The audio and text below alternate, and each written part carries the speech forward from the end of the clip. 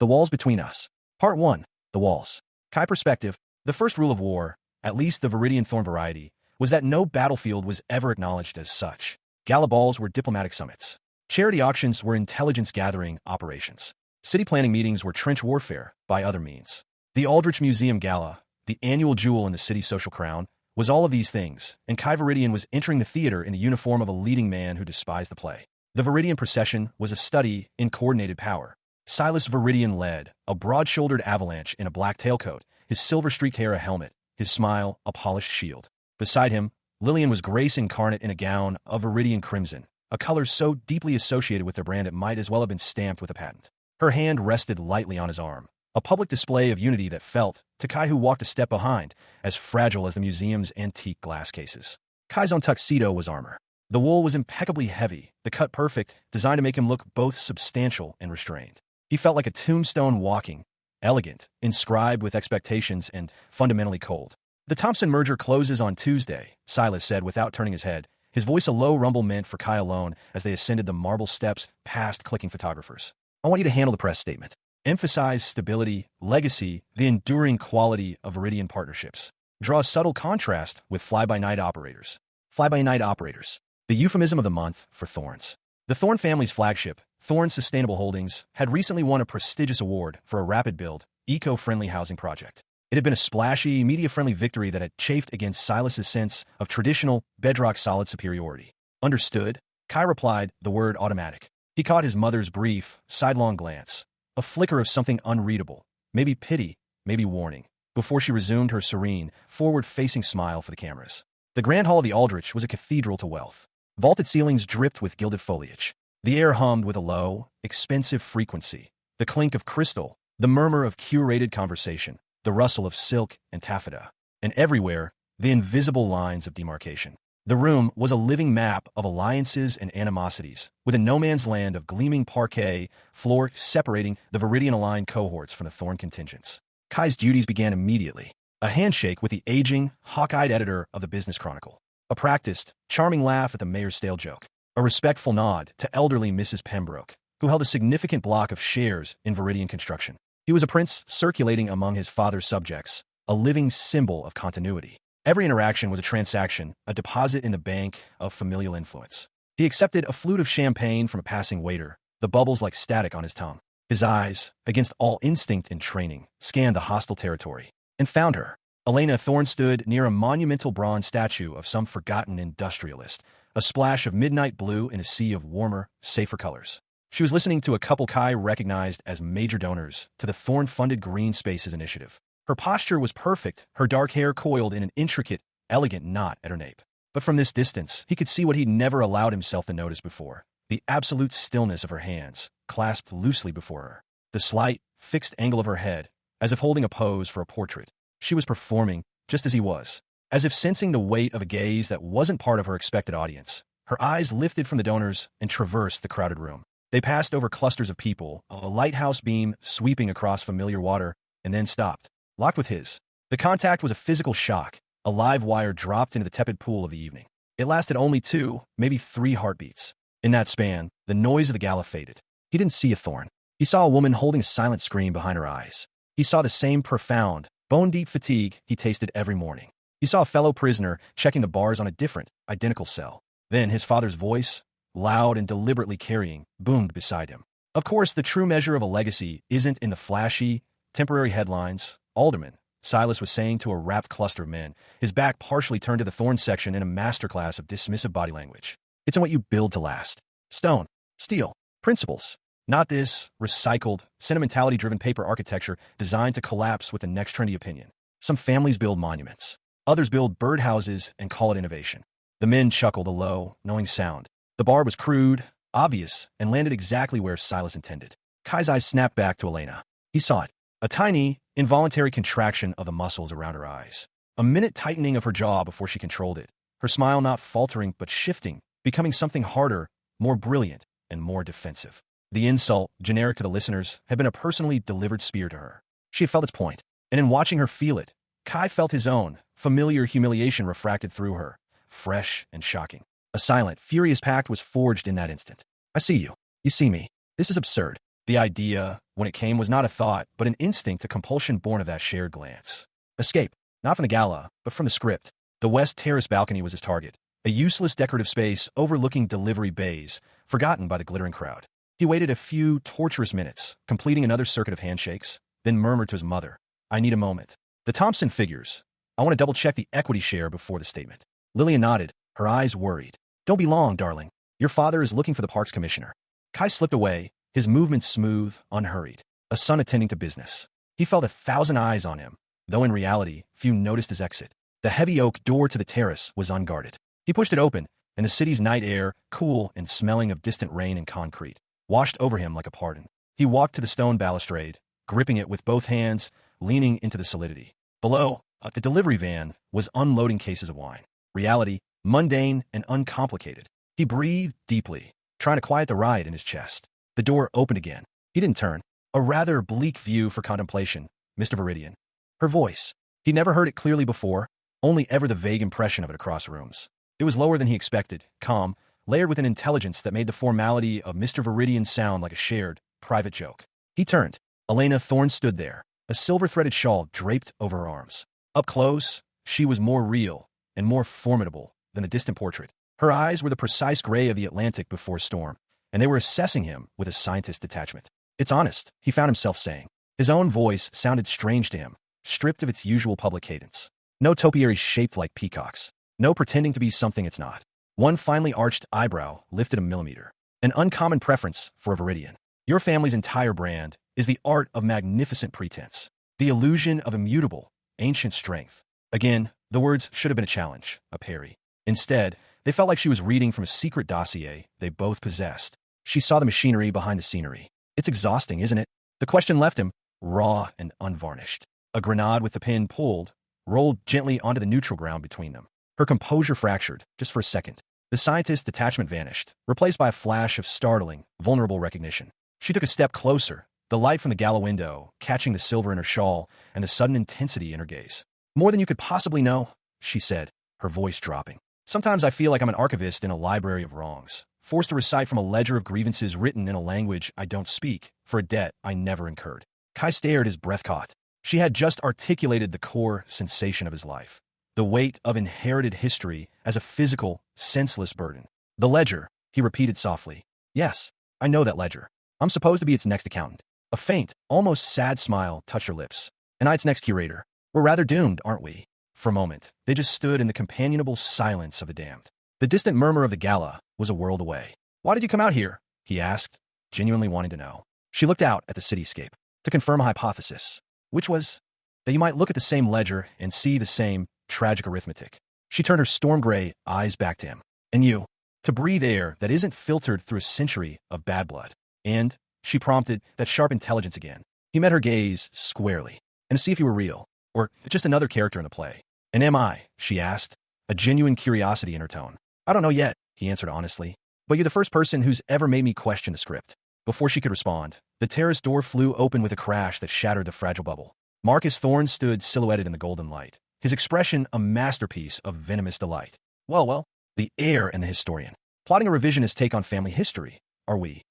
Kai watched Elena transform. It was instantaneous and complete. The woman who spoke of tragic arithmetic vanished, her posture stiffening into regal poise, her face smoothing into polite, faintly amused bafflement. "Don't be absurd, Marcus." It was stifling in there. Mr. Veridian and I were both seeking cooler air. We were merely commiserating over the museum's unfortunate choice of caterer. The canapes are tragically bland. Marcus's smirk deepened as he swiveled his gaze to Kai. "I'm sure. Father's looking for you, Elena. He's just heard the most fascinating rumor about Veridian's safety inspections on the Docklands project. You wouldn't want to be contaminated by association." The threat was silk-wrapped steel. "Of course," Elena said, her voice cool and untroubled. She gave Kai a slight, meaningless nod, the kind reserved for a waiter or a passing acquaintance. "Good evening, Mr. Veridian." "Miss Thorne," Kai managed the title ashes. She walked past Marcus without a backward glance. Marcus lingered, his eyes raking over Kai with contempt. "Careful on the balconies, Veridian. Some drops are longer than they look." Then he was gone, pulling the door shut with a final, echoing thud. The silence rushed back in, colder and emptier than before. Kai's hands, still gripping the balustrade, were white-knuckled. A fury he hadn't known he could feel, a protective, righteous fury, boiled in his gut. But beneath it, warmer and more persistent, was the echo of her words. A ledger of grievances. Tragic arithmetic. She knew. She saw the cage from the inside of her own. He pulled in a deep, shuddering breath of the honest, unbeautiful city air, then turned to go back inside. As he reached for the door handle, he paused. From inside his jacket pocket, he withdrew his phone. He opened a blank note, his thumb hovering over the screen. He typed, "The archivist is real." He stared at the words, a dangerous, tangible record of his treason. Then, with deliberate slowness, he backspaced, erasing them into digital oblivion. The action felt simultaneously like a coward's retreat and a conspirator's safeguard. He squared his shoulders, settled the mask of Kai Veridian, heir, back onto his face, and stepped through the door into the golden, gilded noise. Elena's perspective. The Thorne entrance was not a procession. It was a tactical insertion. Alistair Thorne moved with a panther's lean grace, his smile sharp enough to cut glass, acknowledging allies with a flick of his gaze that somehow made the recipient feel both chosen and assessed. Marcus followed, a broader, more aggressively charming version of his father, dispensing easy laughs and backslaps, the family's blunt instrument polished to a high sheen. Elena brought up the rear, the necessary, softer counterpoint. Her midnight blue gown was Thorne colors, but subtler. Her role was not to conquer but to disarm, to be the evidence of Thorne refinement, intelligence, and cultural legitimacy. She was the living proof they weren't just ruthless climbers. They were patrons, thinkers, a dynasty with taste. "Remember," Alistair had said in the car, not looking at her, staring at the passing city as if it were a chessboard. "The Wentworths are on the fence about the zoning vote. Margaret Wentworth is sentimental about the old riverfront. Speak to her about the community garden angle of the Spire Plaza project. Make it sound nurturing." "Of course, father," Elena had replied, her voice even. She had, in fact, already prepared notes on the Wentworth family's philanthropic history with urban greening projects. She was always prepared. Preparation was her own kind of armor. Now, in the Grand Hall, she executed the mission. She found Margaret Wentworth, a woman with eyes like a disappointed sparrow, and spoke with gentle passion about integrated green spaces, about vertical gardens that cleaned the air, about creating oases, not just offices. She quoted relevant, obscure landscape poets. She saw the woman's eyes soften, her skepticism waver. It was a victory, small and bloodless, and it left Elena feeling hollow. Her gaze, as it often did during these exercises, wandered to the enemy camp. The Veridians had just arrived. Silas, a bulldog in a tailcoat, projecting solid, immovable tradition. Lillian, beautiful and sad as a closed flower. Kai. He stood slightly apart, already holding a glass of champagne like a prop. His smile was in place, but even from here, she could see its rigidity. He nodded at something the mayor said, and the motion was so perfectly calibrated it looked painful. Marcus's jibe from earlier floated back. "Watch the Veridian robot tonight. Wind him up and he'll recite the gospel of stone and debt." But looking at him now, Elena didn't see a robot. She saw a man holding himself very, very still, as if a single wrong move might shatter the delicate high-tension wires he was balanced upon. She saw the ghost of a boy who might have loved something once, before he was buried under the weight of that famous, immutable stone. Then, as if her study had summoned it, Silas Veridian's voice cut through the murmur, loud and deliberately patronizing. He was holding forth to a group of men, his back a wall of contempt. "Birdhouses and call it innovation." The words, so lazy, so deliberately dismissive of everything her family was trying to do. To innovate, to adapt, to build with a future rather than just stamping their name on monuments to the past, stung like a slap. A hot flush of defensive anger rose in her chest. She controlled it, forcing her smile to become brighter, harder. She would not give him the satisfaction. But the insult had landed, a direct hit on the carefully constructed Thorne narrative of progress. And in that moment of personal sting, her eyes instinctively sought Kai's again. Did he approve? Did he share the contempt? He was looking straight at her. And on his face was not triumph, not smugness. It was something closer to shame. A wince, as if he, too, had felt the lash of his father's words. As if he were apologizing with his eyes for the crudeness of the attack. He hears it, she realized with a shock. He hears the ugly noise behind the rhetoric. He wasn't just a vessel for the Veridian creed. He was an auditor of its discordant notes. The hypothesis she hadn't even fully formed solidified. Kai Veridian is as much a prisoner of the ledger as I am. When he moved toward the West Terrace door, it wasn't curiosity that propelled her to follow after a discrete interval. It was scientific necessity. She needed data. She needed to test the hypothesis. The cool air outside was a relief. He was at the railing, a broad-shouldered silhouette against the city's glow. She announced herself, a neutral probe.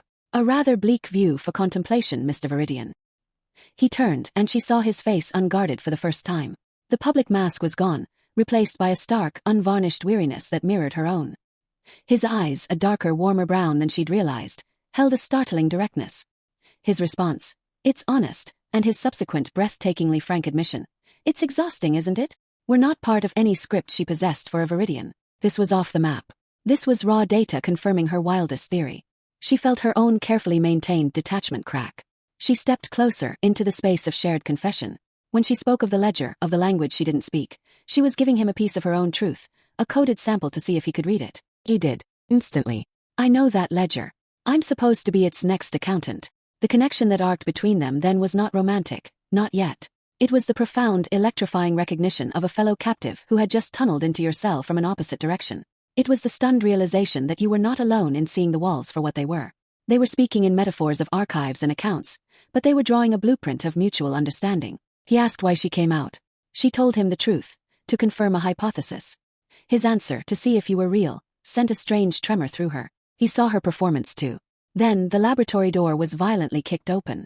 Marcus. Elena's mind switched modes instantly, from analyst to damage control operative. She crafted the lie about the canapes effortlessly, layering it with just the right amount of sisterly exasperation at Marcus's absurd suggestion. She reinforced the normalcy, the blandness of the encounter. She gave Kai the dismissive nod, sealing the performance. Walking past Marcus, she felt his suspicion like a heat on her skin. Back in the gala's roar, the sound was suddenly deafening. She found her father, who was, of course, not looking for her. Marcus's rumor about the Docklands was a fiction, a provocation meant to test her, or to warn Kai. Everything all right, Elena? Alistair asked, his eyes scanning the room for more important prey. Perfectly, she said, her voice light. The air was just a little close. I needed a moment. Good, he said, already turning away. The parks commissioner is here. He has concerns about tree preservation ordinances near our Spire site. Your green vocabulary will be useful. Elena followed, falling back into her role. But her mind was elsewhere, on a cold balcony, parsing the data. The weariness in Kai's eyes was real. The shame was real. The recognition was real. Later, in the ladies' lounge, under the guise of repairing a non-existent smudge in her lipstick, she took out her phone. Not her public one, but a smaller, older model she used for notes, for research, for things that belonged only to her. She opened a new file, labeled it REF B7, a code that would mean nothing to anyone. She typed a single, stark line of analysis. Subject V exhibits clear signs of ideological dissonance and captive stress. Hypothesis confirmed. The ledger is universally despised by its keepers. Further study required. She locked the phone, slipped it back into her hidden clutch, and looked at her reflection. The woman in the mirror was Elena Thorne, composed, intelligent, unreadable. But behind the gray eyes, a spark of terrifying, rebellious knowledge now glowed. She was not alone, and that changed everything. Part 2. The Foundation. Kai's perspective. The days after the gala passed in a haze of stone and spreadsheet. Kai moved to the Veridian construction headquarters on the 40th floor of the Granite Tower, a building his grandfather had built, a monument to permanence, like a ghost haunting a museum of his own life. The gilded cage now had a new, specific quality. It had a window, and through it he had seen another prisoner. The awareness was both sustaining and agonizing. His father's directive about the Thompson merger press statement sat on his desk, annotated in Silas's aggressive script. Emphasize endurance. Contrast with transient trends. The subtext screamed, attack the Thorns without naming them. Kai stared at the words, his mind drifting to the balcony, to the quiet confession in Elena's voice. A ledger of grievances written in a language I don't speak. He picked up a pen, a heavy, silver thing engraved with a Veridian V, a family crest that felt less like an honor and more like a brand. He couldn't write the statement. Not yet. Instead, he pulled a clean sheet of vellum from a drawer and began to sketch.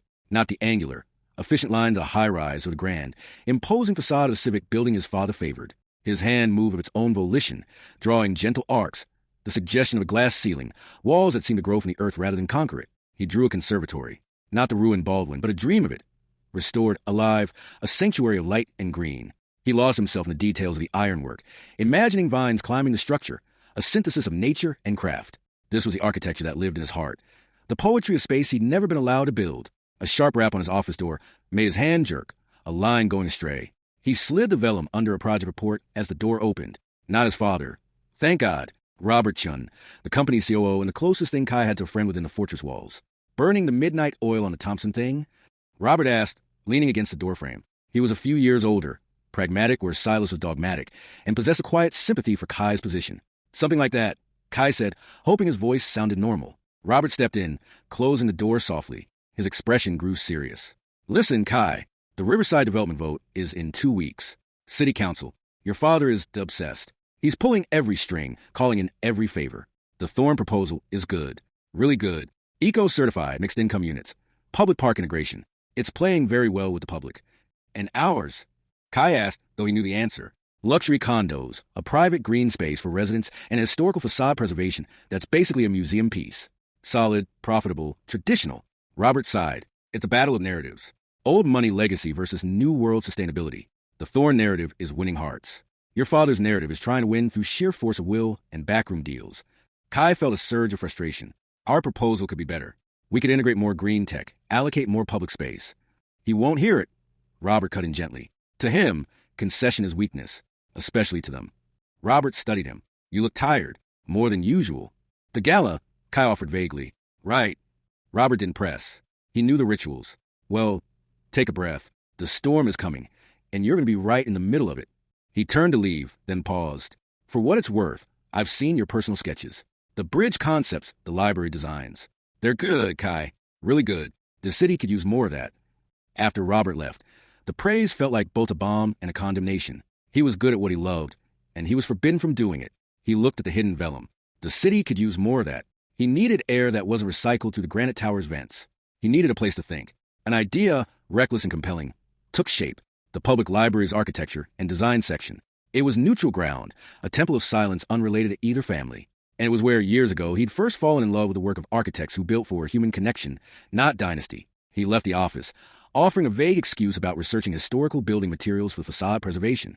The late afternoon sun washed the city in honey light as he walked the 10 blocks of the grand Beaux-Arts library. The quiet within was immediate, a palpable blanket of calm. He made his way to the 3rd floor, to the dim, serene rows of books on design. And there, tucked into the pages of monograph on Victor Horta's organic ironwork, was a single pressed fern frond. It was delicate, perfectly preserved, a tiny piece of wildness amid the structured knowledge. His heart hammered against his ribs. It could be a coincidence. It could be someone else's forgotten bookmark. But it wasn't. He knew it with a certainty that vibrated in his bones.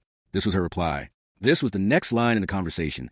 They'd started on the balcony. A fern, a plant that thrives in shade in the cracks, resilient and quiet. A message and an invitation.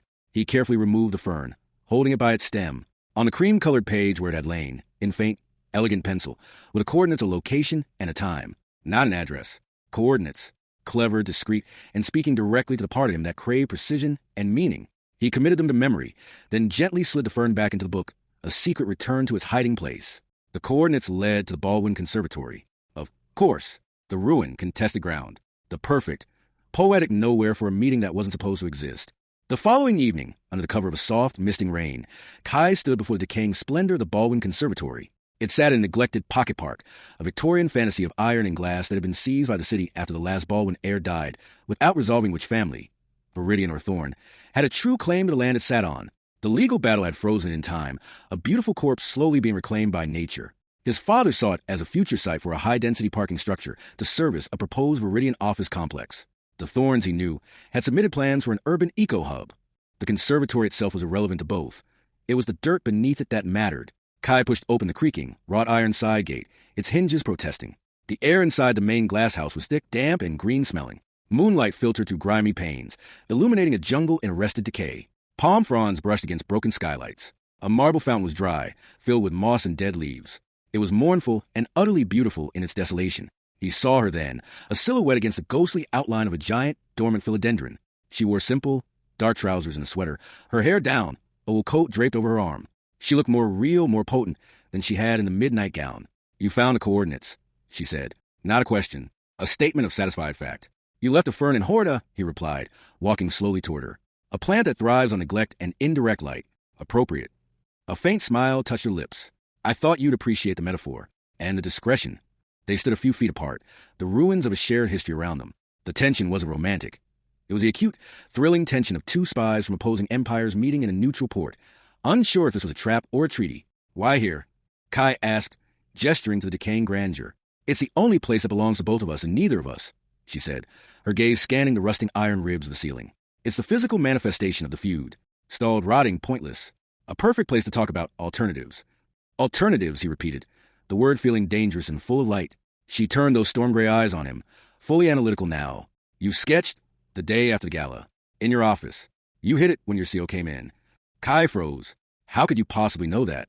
I have my sources, she said, a glint in her eye. But mostly, I guessed, it's what I would have done. The need to create something true after touching a moment of truth. What did you sketch? The directness disarmed him. He reached into the inner pocket of his jacket and withdrew the folded vellum. He didn't speak, just handed it to her. She unfolded it carefully, moving to a shaft of pale moonlight falling through a clear pane. She studied the drawing for a long minute, her face unreadable. Then she looked up at him, and her expression had changed. The analyst was gone, replaced by someone seeing a reflection they never expected to find. "You see it restored," she whispered, tracing a line on the paper with her finger. "You see the light. You see it as a living space, not a trophy or a demolition site. It's what it should be," he said, his voice rough. "It's what I'd build, if I built things for people instead for balance sheets." She folded the vellum with reverent care and handed it back. "My father sees it as the future site of the Thorne Center for Urban Sustainability, a net-zero building with our name in 10-foot letters on the side. My brother sees it as a place to pour the foundation that finally crushes your family's claim." She paused. "I see it as a place that once made orchids bloom for people who couldn't afford them. I've been digitizing the old cultivation logs. Did you know they had a program for school children?" He didn't. The humanity of it, the simple, good purpose, shamed him. His family's history of the place was a dry list of property lines and legal motions. "No, we never talk about what it did, only who it belonged to." "Exactly," she said, and the word was a bond. She walked slowly down the overgrown central aisle. "I brought you something." From her coat pocket, she withdrew a small, clear specimen box.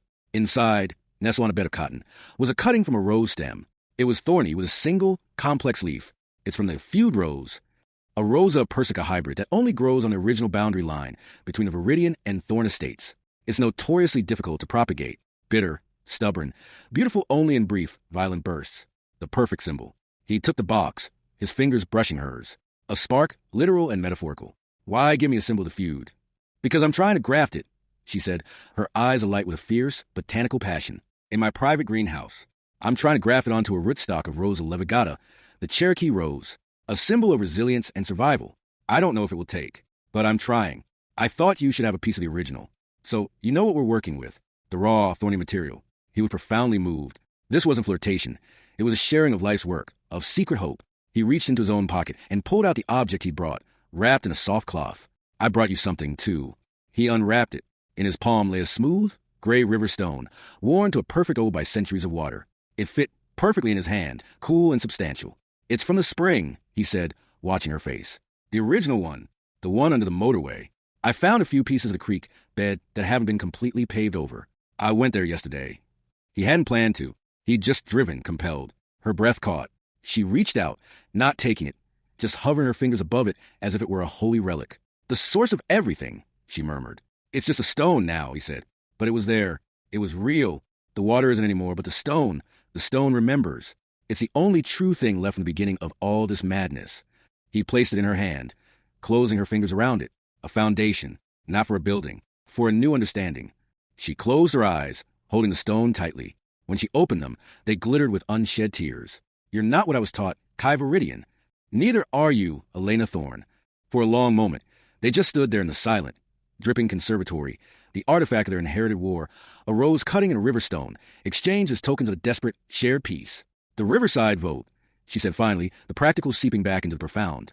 "I know," he sighed. "My father is mobilizing the old guard. It's going to get ugly." "My brother is already making it ugly," she said, a shadow passing over her face.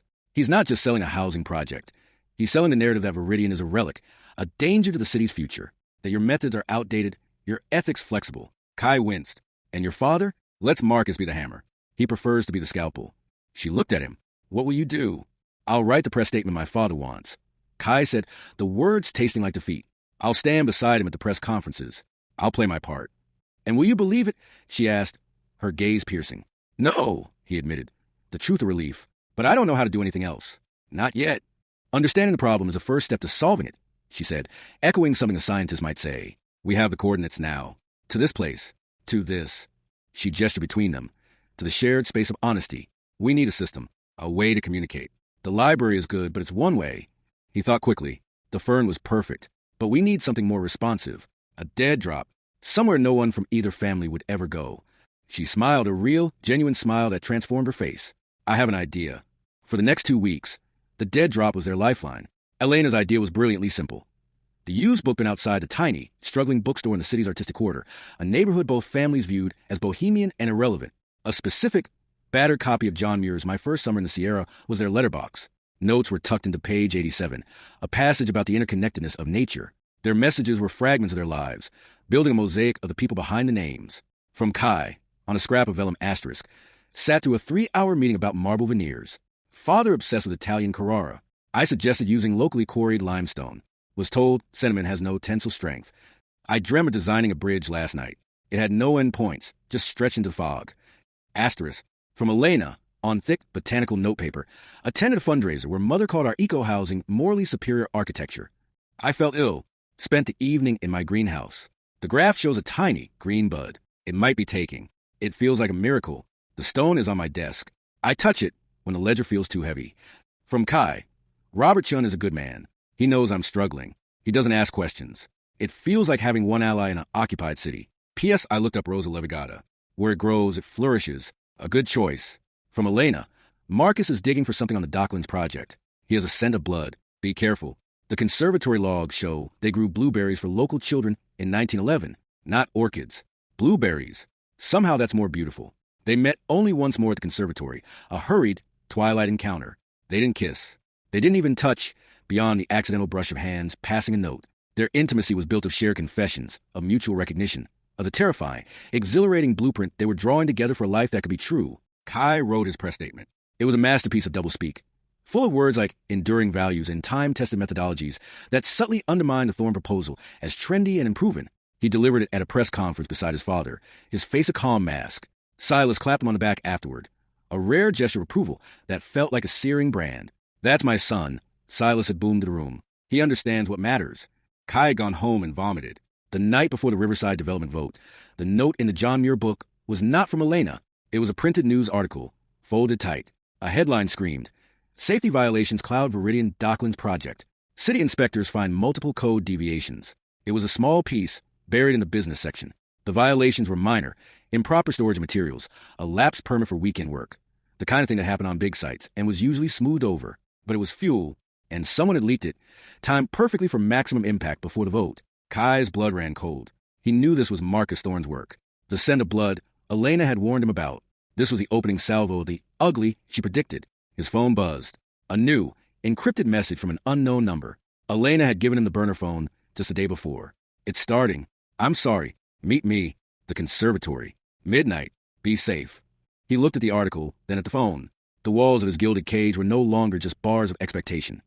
They were contracting, turning into the crushing walls of a tomb. The foundation they had been so carefully, secretly laying was about to be tested by an earthquake. Elena's perspective. The Thorne Sustainable Holdings offices in the Spire were all light and air, open-plan floors with living walls and recycled glass partitions. It was a temple to transparency, a deliberate aesthetic contrast to the Veridian granite tower's fortress-like opacity. Elena felt just as trapped here. Her role was Director of Historical Integration and Community Impact, a title her father had created to harness her intellect and passion for PR. She was the one who found the charming historical anecdotes about building sites, who designed the community outreach programs that softened the edges of Thorne ambition. She was the conscience, neatly packaged and employed. Since the gala, her mind had become a dual-track system. One track handled her Thorne duties, drafting talking points on carbon-neutral concrete, planning the photo op for the first prefab wall of the Riverside project being lifted into place. The other track was a constant, humming analysis of Kai Veridian. Her hypothesis had been confirmed, but the experiment was ongoing. The fern in the library had been a test. His arrival at the conservatory was a successful result. The sharing of the sketch and the stone had been groundbreaking data. He was not a robot. He was a dreamer in chains, just as she was a scientist in a gilded cage. Her private greenhouse was her true office, a temperature-controlled glass room on the penthouse terrace of her apartment. Here, among the humid air and the scent of soil, she was free. Her current project, the graft, was her secret rebellion. The feud rose cutting, now carefully joined to the hardy Cherokee rose rootstock, was wrapped in grafting tape and a plastic humidity dome. She checked it multiple times a day, her heart in her throat. The tiny, green bud that had appeared was her hope manifest in cellular form. The river stone from Kai sat on her workbench, a paperweight holding down century-old conservatory cultivation logs she was painstakingly digitizing. She found her fingers straying to it constantly, its cool, smooth surface a tactile connection to a truth deeper than family mythology. The external pressure was intensifying.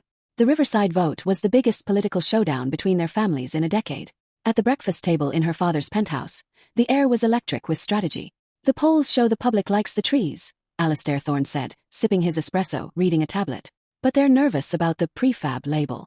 They think it sounds cheap. Elena, we need a narrative piece. Something that ties prefabrication to craft, to shipbuilding heritage." Find the angle. I'm on it, she said, making a note. Marcus leaned back, smirking. Forget the poetry. The way to win is to remind people that Veridian builds for the 1%. That their legacy is a legacy of exclusion. We hit them on ethics. I'm working on a line of attack regarding their subcontractor wages and safety protocols. Elena's head came up. Marcus, what are you doing? My job, he said, his eyes glinting. Digging. And guess what? The mighty Veridian construction isn't so perfect. The Dockland site is a mess of minor violations. A few well-placed leaks to the right reporter, and suddenly, time-tested methodologies looks like cutting corners. That's dangerous, she said, her voice cold. It escalates things. It's not about winning on merit. It's about creating mud. All war is mud, little sister, Marcus chuckled. You handle the flowers. I'll handle the dirt. Alistair said nothing. His silence a tacit approval. Elena felt a surge of disgust. This was the Thorne way. Her father's clean, strategic pressure and Marcus's dirty warfare. They were two sides of the same ruthless coin. She had to warn Kai. The dead drop was too slow. She purchased 2 burner phones, the kind sold for cash in electronics kiosks. At their next hurried conservatory meeting, she pressed one into his hand. For emergencies, she said. My number is pre-programmed. Only use it if you have to. He looked at the cheap plastic device like it was a priceless artifact. This feels very spy versus spy. It is, she said grimly. My brother is digging. Be prepared. Now, the night before the vote, her fears were realized. Marcus swept into her office, his face alive with triumph. It's live, he said, tossing a printout of the online article onto her desk. She read it, a cold knot forming in her stomach. The violations were trivial, but the headline was damaging. The timing was exquisitely malicious. This is beneath us, Marcus. Beneath us, he laughed. They'd do worse in a heartbeat. Remember the stallions. This is just modern equine disposal. By the way, father is thrilled. Says it shows proactive due diligence. He leaned on her desk, his voice dropping to a venomous whisper. I know you've been sneaking around, Elena. You think I don't notice. You've got that secretive look. Just remember which side you're on. The winning side. After he left, her hands were shaking. She wasn't shaking from fear of him, but from rage. This petty, destructive game was what their legacy had become. She took out the burner phone and texted Kai. It's starting. Sorry. Meet me. The conservatory. Midnight. Be safe. She arrived first, the midnight air biting through her coat. The conservatory felt different tonight. Not a sanctuary but a bunker. When Kai arrived, he looked haggard, the shadows under his eyes profound. You saw, he stated. I'm sorry. I tried to warn you. It's not your fault, he said, but his voice was strained. It's the game. My father. The article sent him into a rage. He's called an emergency board meeting for tomorrow morning. He's talking about lawsuits, about exposing Thorne lies. It's spiraling. The vote is tomorrow afternoon, Elena said, pacing on the damp stone path. This leak is meant to sway the undecided council members, to paint your family as careless. It might work. I know. He ran a hand through his hair. Elena, I can't do this. I can't go to that board meeting and pretend to be outraged. I can't stand beside my father while he declares war over some misplaced rebar. She stopped pacing and looked at him. In the spectral moonlight, he looked like a man at the edge of a cliff. What choice do you have? He stepped toward her, his eyes desperate. We could leave. Tonight. We have nothing holding us here but names that feel like curses. We could go somewhere they've never heard of Veridian or Thorne. You could have a real greenhouse. I could build bridges. We could be people, not monuments. The offer hung in the damp air, shimmering and seductive. A life of freedom. Clean slate. It was everything she'd secretly wanted. For a moment, she let herself imagine it, waking up without the weight of history, her work being her own, her heart being her own. Then she looked around at the ruined conservatory, at the ghost of the blueberry program for children, at the pressed fern in her pocket, the river stone on her desk, the grafted rose fighting to take. They weren't just running from something. They were abandoning something. No, she said, the word leaving her lips with a quiet finality that surprised even her. His face fell. No. Running is letting them win, Kai. It's admitting the feud is so powerful it can erase us. It's giving up on this place, on the truth we've found. We'd just be 2 more casualties in a war nobody remembers the reason for. Her voice grew stronger, fueled by a conviction that was crystallizing as she spoke. We have a responsibility. Not to our families but to the truth. To the spring. To this conservatory. To the idea that the ledger can be closed, not just burned. If we run, we're just adding another page of loss. He stared at her, hurt and confusion in his eyes. A responsibility. To who? To these ghosts. To a city that only sees us as symbols. That's a life sentence, Elena. It's a fight, she shot back, her own frustration boiling over. A real one. Not this shadowboxing with leaks and press statements. A fight to fix what's broken. Running isn't brave, Kai, it's the easy way out. It's choosing a personal peace over the harder work of making peace here, where it actually matters. The words landed like blows. He took a step back, his face hardening. So I'm a coward now, for wanting a life with you outside of this hell. I want a life with you too, she cried, the truth bursting out. But I want it to mean something. Not to be founded on an escape, but on a reclamation. Don't you see? We have a chance to be more than just lovers who fled. We could be the ones who ended it. He was silent for a long moment, the rift between them widening in the moonlight. You're asking me to stay in the cage and try to pick the lock from the inside, while my father hands me the keys to make it stronger. I don't know if I'm that strong, Elena. I think you are, she whispered. I've seen your sketches. I hold your stone. That's the man I believe in, not the one who runs. He shook his head, a world of pain in the gesture. I have to go. The board meeting. He turned and walked away, his figure swallowed by the darkness of the rotting plants. Elena stood alone in the conservatory, the echo of their first argument ringing in the silent, dripping space. She had chosen the war over the escape. She had chosen the thorny, impossible path of staying and fighting for a future she couldn't guarantee. And in doing so, she might have just lost the only ally who made the fight seem worth it. She touched the pocket where the burner phone lay. Felt cold. The foundation they had built so carefully, with ferns and stones and whispered truths, had just been rocked by its first major quake. The vote was tomorrow. The real war was now. And they were suddenly, terribly, on opposite sides of the battlefield. Part 3. The Earthquake. Kai's perspective. The boardroom of Veridian construction was a temple to intimidation. A 30-foot slab of polished black granite served as a table, reflecting the grim faces of the 12 board members like dark mirrors on a still lake. The walls were lined with black and white photographs of Veridian landmarks, bridges, courthouses, the granite tower itself, testaments of permanence carved into the city skyline. The air was cold, filtered to surgical sterility, and thick with a tension that had nothing to do with market fluctuations and everything to do with wounded pride. Kai sat to his father's right, the designated heir seat. He'd gotten maybe 2 hours of fractured sleep after the devastating conversation with Elena in the conservatory. Her words, "Running isn't brave, it's the easy way out," echoed in his skull, a taunt and a challenge that felt impossibly cruel. He was trapped by his name, by his father's expectations, by the sudden, shocking depth of his feeling for a woman he was supposed to despise, and now by her own moral judgment of him. Silas Veridian stood at the head of the table, leaning forward on knuckled fists, a bull about to charge. The Docklands article was printed and placed before every seat, a silent, humiliating accusation. "This," Silas began, his voice a low, dangerous rumble that vibrated in the granite, "is not an oversight. This is a declaration of war. A calculated, malicious strike timed for maximum impact before the Riverside vote." He picked up the paper, his hand trembling slightly. With rage, Kai thought. Improper material storage? A lapsed weekend permit? This is the bureaucratic equivalent of a mosquito bite. But the Thorns have injected it with venom and presented it as gangrene. Murmurs of agreement rolled around the table. Old Mr. Henderson, whose fortune was tied to Veridian since the 1950s, scowled. "They've always played dirty, Silas. Back alley tactics. No class." "Exactly," Silas seethed. He turned his fiery gaze on Kai. "We issued your statement on the Thompson merger. It was adequate, but adequate isn't enough today. Today, we counterpunch. We hit back where it hurts. Not with petty violations, with history. We remind the city who the Thorns really are. Upstarts, opportunists. Their so-called sustainability is a mask for shoddy workmanship and moral bankruptcy." Kai felt every eye turn to him. This was his test. His father was handing him the sword. "What do you propose?" Kai asked, his voice sounding flat even to his own ears. "A press conference. Today, before the vote, we announce a full independent audit of all Thorne Sustainable Holdings projects from the last 5 years. We cite grave public safety concerns raised by their own hypervigilant standards. We tie them up in red tape, drag their name to the mud, and let the council members see what happens when you cross a Veridian." A savage smile touched Silas's lips. "We use their own weapon against them. We don't just defend, we besiege." The plan was brutal, effective, and utterly without honor. It would cost both companies millions in legal fees and stall projects. It would poison the civic discourse for years. It was exactly the kind of escalation that proved Elena's point about the endless, cyclical war. Kai's stomach churned.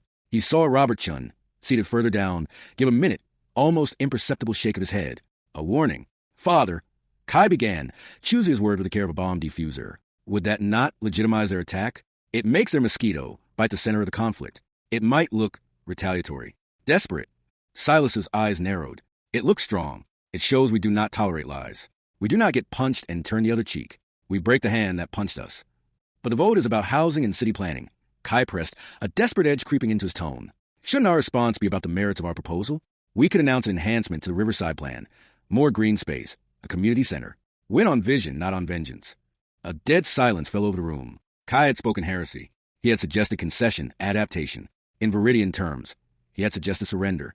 Silas's face drained of color, then flooded with a dangerous, purplish red.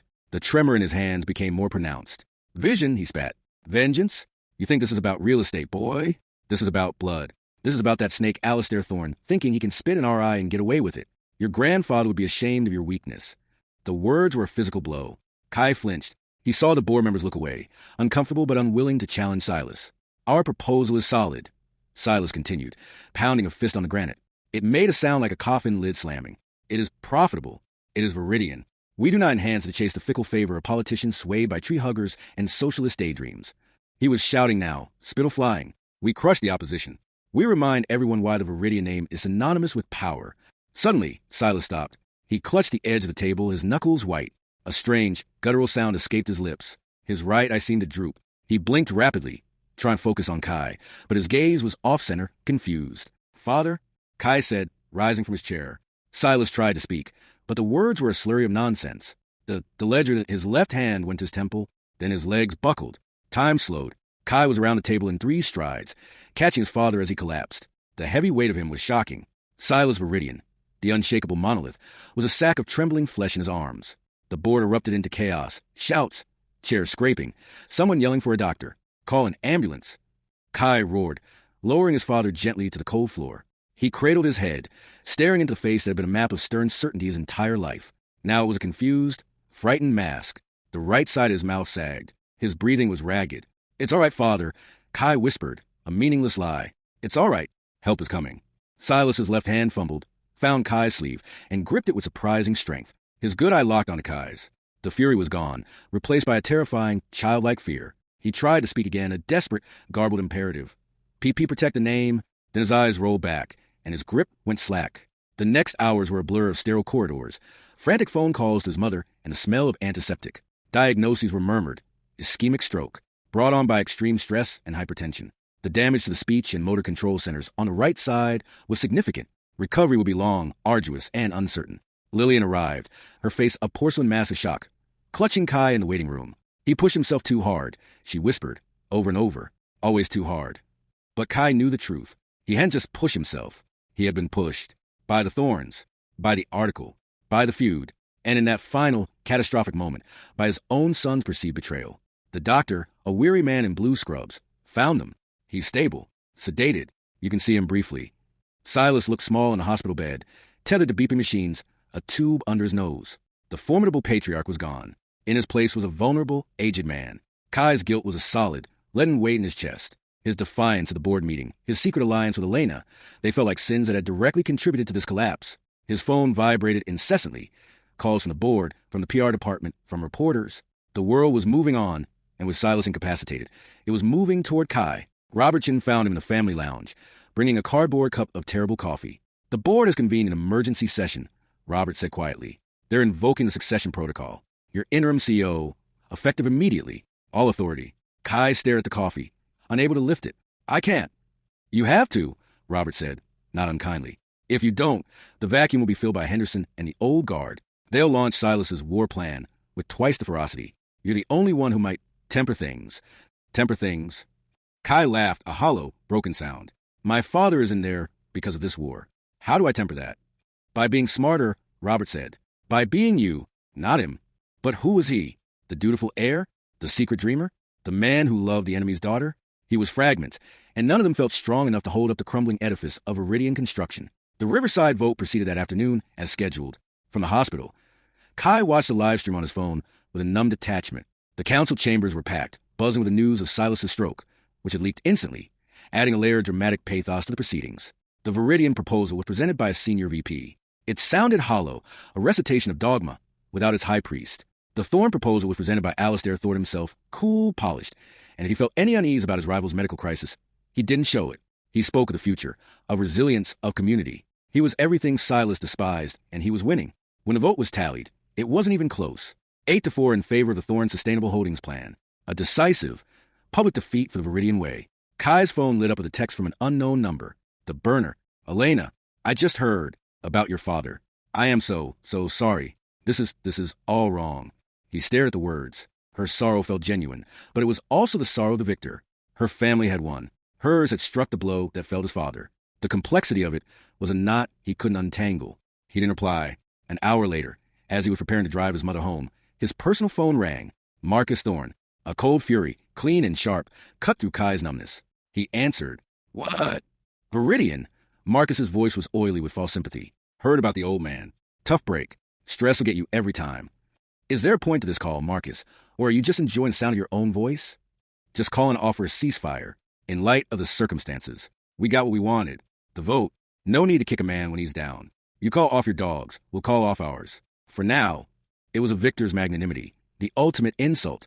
We don't have any dogs in the fight, Marcus. You release them all yourself. Marcus chuckled. Semantics. Think about it. Running Veridian with your dad on the sidelines. It's a big job. You might want to focus on that, not on a pointless feud. He paused and his tone shifted, becoming sly, poisonous. And speaking of focusing, you might want to be more careful about where you focus your personal attention. City's full of eyes. Wouldn't want any more stress for your family. The line went dead. Kai stood frozen in the hospital parking lot. The cool evening air doing nothing to chill the fever of understanding that swept through him. Personal attention. City's full of eyes. It wasn't a vague threat. Marcus knew. He knew about Elena. He might not have proof, but he had suspicion. And he was warning Kai that the next attack wouldn't be on the company, but on him, on her, on the secret they'd built. The cage hadn't just contracted. It had grown teeth, and they were aimed at the one thing that had made him feel free. He got in his car, but he didn't drive home. He drove on autopilot, through the city, across town, until he found himself outside the rusting gate of the Baldwin Conservatory. He needed the only person who might understand the storm raging inside him. He found her inside, standing in the same spot as the night before, as if she'd been waiting. She turned as he entered, her face pale and strained in the moonlight. Kai, she breathed, taking a step toward him, then stopping, unsure. My father had a stroke, he said, the words blunt and heavy. He's partially paralyzed. He can't speak. They made me CO. I know, she whispered. It's all over the news. Kai, your brother called me. Kai interrupted, his voice gaining a hard edge. He offered a ceasefire. He also implied he knows about us. He threatened to use it. Elena closed her eyes, a pained expression crossing her face. I was afraid of that. He's been watching me. He all but said so. I can't do this, Elena, Kai said, the dam breaking. The fear, the guilt, the crushing responsibility, the terror for her, it all poured out. I'm standing in the ruins of my father's life, holding the keys to a kingdom built on hate, with your brother holding a knife to your throat to keep me in line. You talk about fighting? This isn't a fight. It's a slaughter, and we're the sacrifices. He moved closer, his hands coming up to grip her arms, not roughly, but with a desperate intensity. Come with me. Now. Tonight. Before it's too late. We get in the car. We drive. We don't look back. You were wrong last night. Running isn't cowardly. Staying here, letting them use what we feel as a weapon against us, letting them grind us into the same dust as our ancestors. That's the surrender. That's letting them win. Her eyes searched his, full of anguish. And what about your father? Your mother? The company? The people who depend on it? My father made his choices. He built this prison with his own 2 hands. I am not my father, Elena. I don't want his war. I don't want his crown of thorns. He was shouting now, his voice echoing in the glass dome. I want you. I want a life where I can build bridges, not barricades. Where you can grow things that heal, not just symbols of hate. We can have that. But not here. Never here. Tears spilled down her cheeks. And what about the conservatory? The spring? The truth? We just abandoned it? We let the lies stand forever because it was too hard to face. It's not our job to fix a century of madness, he cried, shaking his head. We didn't break it. We're just the latest people to get cut on the pieces. I'm asking you to choose us. Choose a future. Choose life. She pulled away from his grasp, wrapping her arms around herself. Choosing us is choosing a future. Kai, but it has to be a future that means something. If we run, all we are is a secret, a scandal, a footnote in the family lore. Remember when the heir and the daughter ran off? How weak, how shameful. We become proof of the feud's power, not its end. So we stay and become martyrs instead? He shot back, his heart cracking. You're asking me to lead the army that wants to destroy your family, while your brother blackmails me with our relationship. What's the noble path there, Elena? Tell me, do I betray my father and my name, or do I betray you? She had no answer. They stood facing each other, 2 feet and an unbridgeable chasm between them. The shared dream of the past weeks lay in fragments at their feet. You're asking me to have faith in a battle with no map, no weapons, and enemies on all sides, Kai said, his voice dropping to a broken whisper. I have faith in us, but I don't have faith in this cursed ground. I can't. Then you don't have faith in me, she said, the words final and devastating. Because I am this ground, Kai. I am the archivist of the wrongs. I am the keeper of the rose. I am a thorn. I can't separate myself from it any more than you can separate yourself from the stone. The only way out is through. And if you won't walk through it with me," her voice broke, "then you should go." It was a rejection he'd feared since the moment he saw her on the balcony. She was choosing the war, the legacy, the impossible fight, over him, over their chance. The pain was so acute it was physical, a vice around his lungs. He looked at her, memorizing the lines of her face, the storm in her eyes, one last time. "Goodbye, Elena." He turned and walked away. He didn't look back. He couldn't. He pushed through the creaking gate, got into his car, and drove. He drove for hours, aimlessly, until the city lights were a distant glow in the rearview mirror, and the sky began to lighten with a gray, joyless dawn. He was now Kai Veridian, CEO. Alone, the foundation they had built had not just cracked.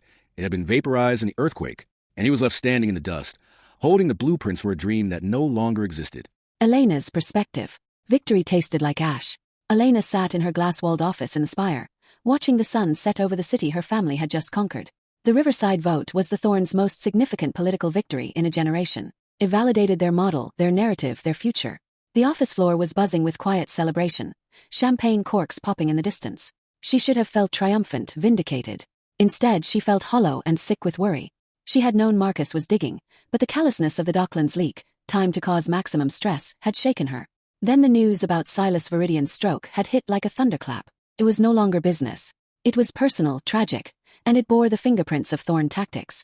Her family's win was stained with another family's potential ruin. Her burner phone was a dead weight in her desk drawer. She'd sent the message to Kai, offering her sorrow. He hadn't replied. She didn't blame him. The door to her office flew open without a knock. Marcus strode in, his expression one of gloating satisfaction.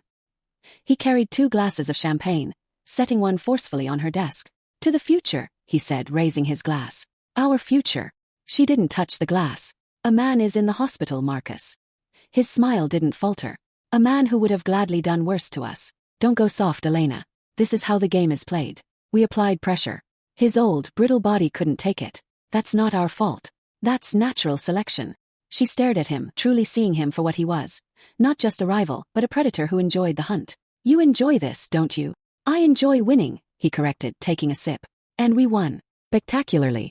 Father is already fielding calls from 3 new investors.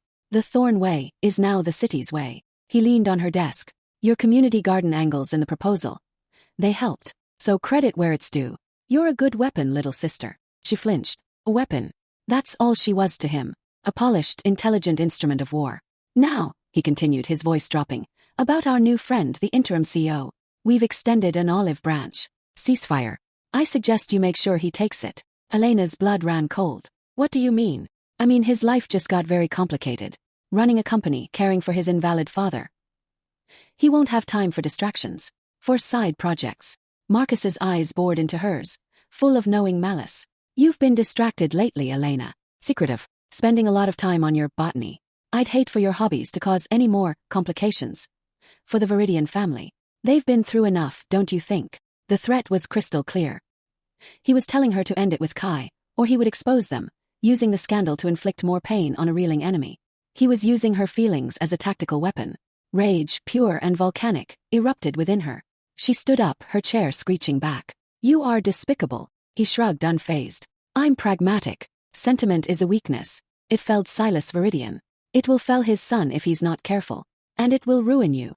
He finished his champagne. "The gala is in 2 weeks. The Founders' Day dinner. You will be there on my arm smiling. You will be the perfect Thorne heiress. And you will have no further contact with Kai Veridian. Am I understood?" He didn't wait for an answer. He left, closing the door softly behind him, leaving her standing there, trembling with fury and fear. She had to warn Kai. She had to see him.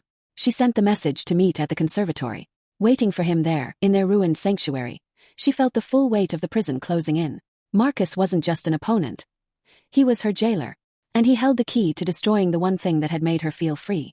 When Kai arrived, he looked shattered.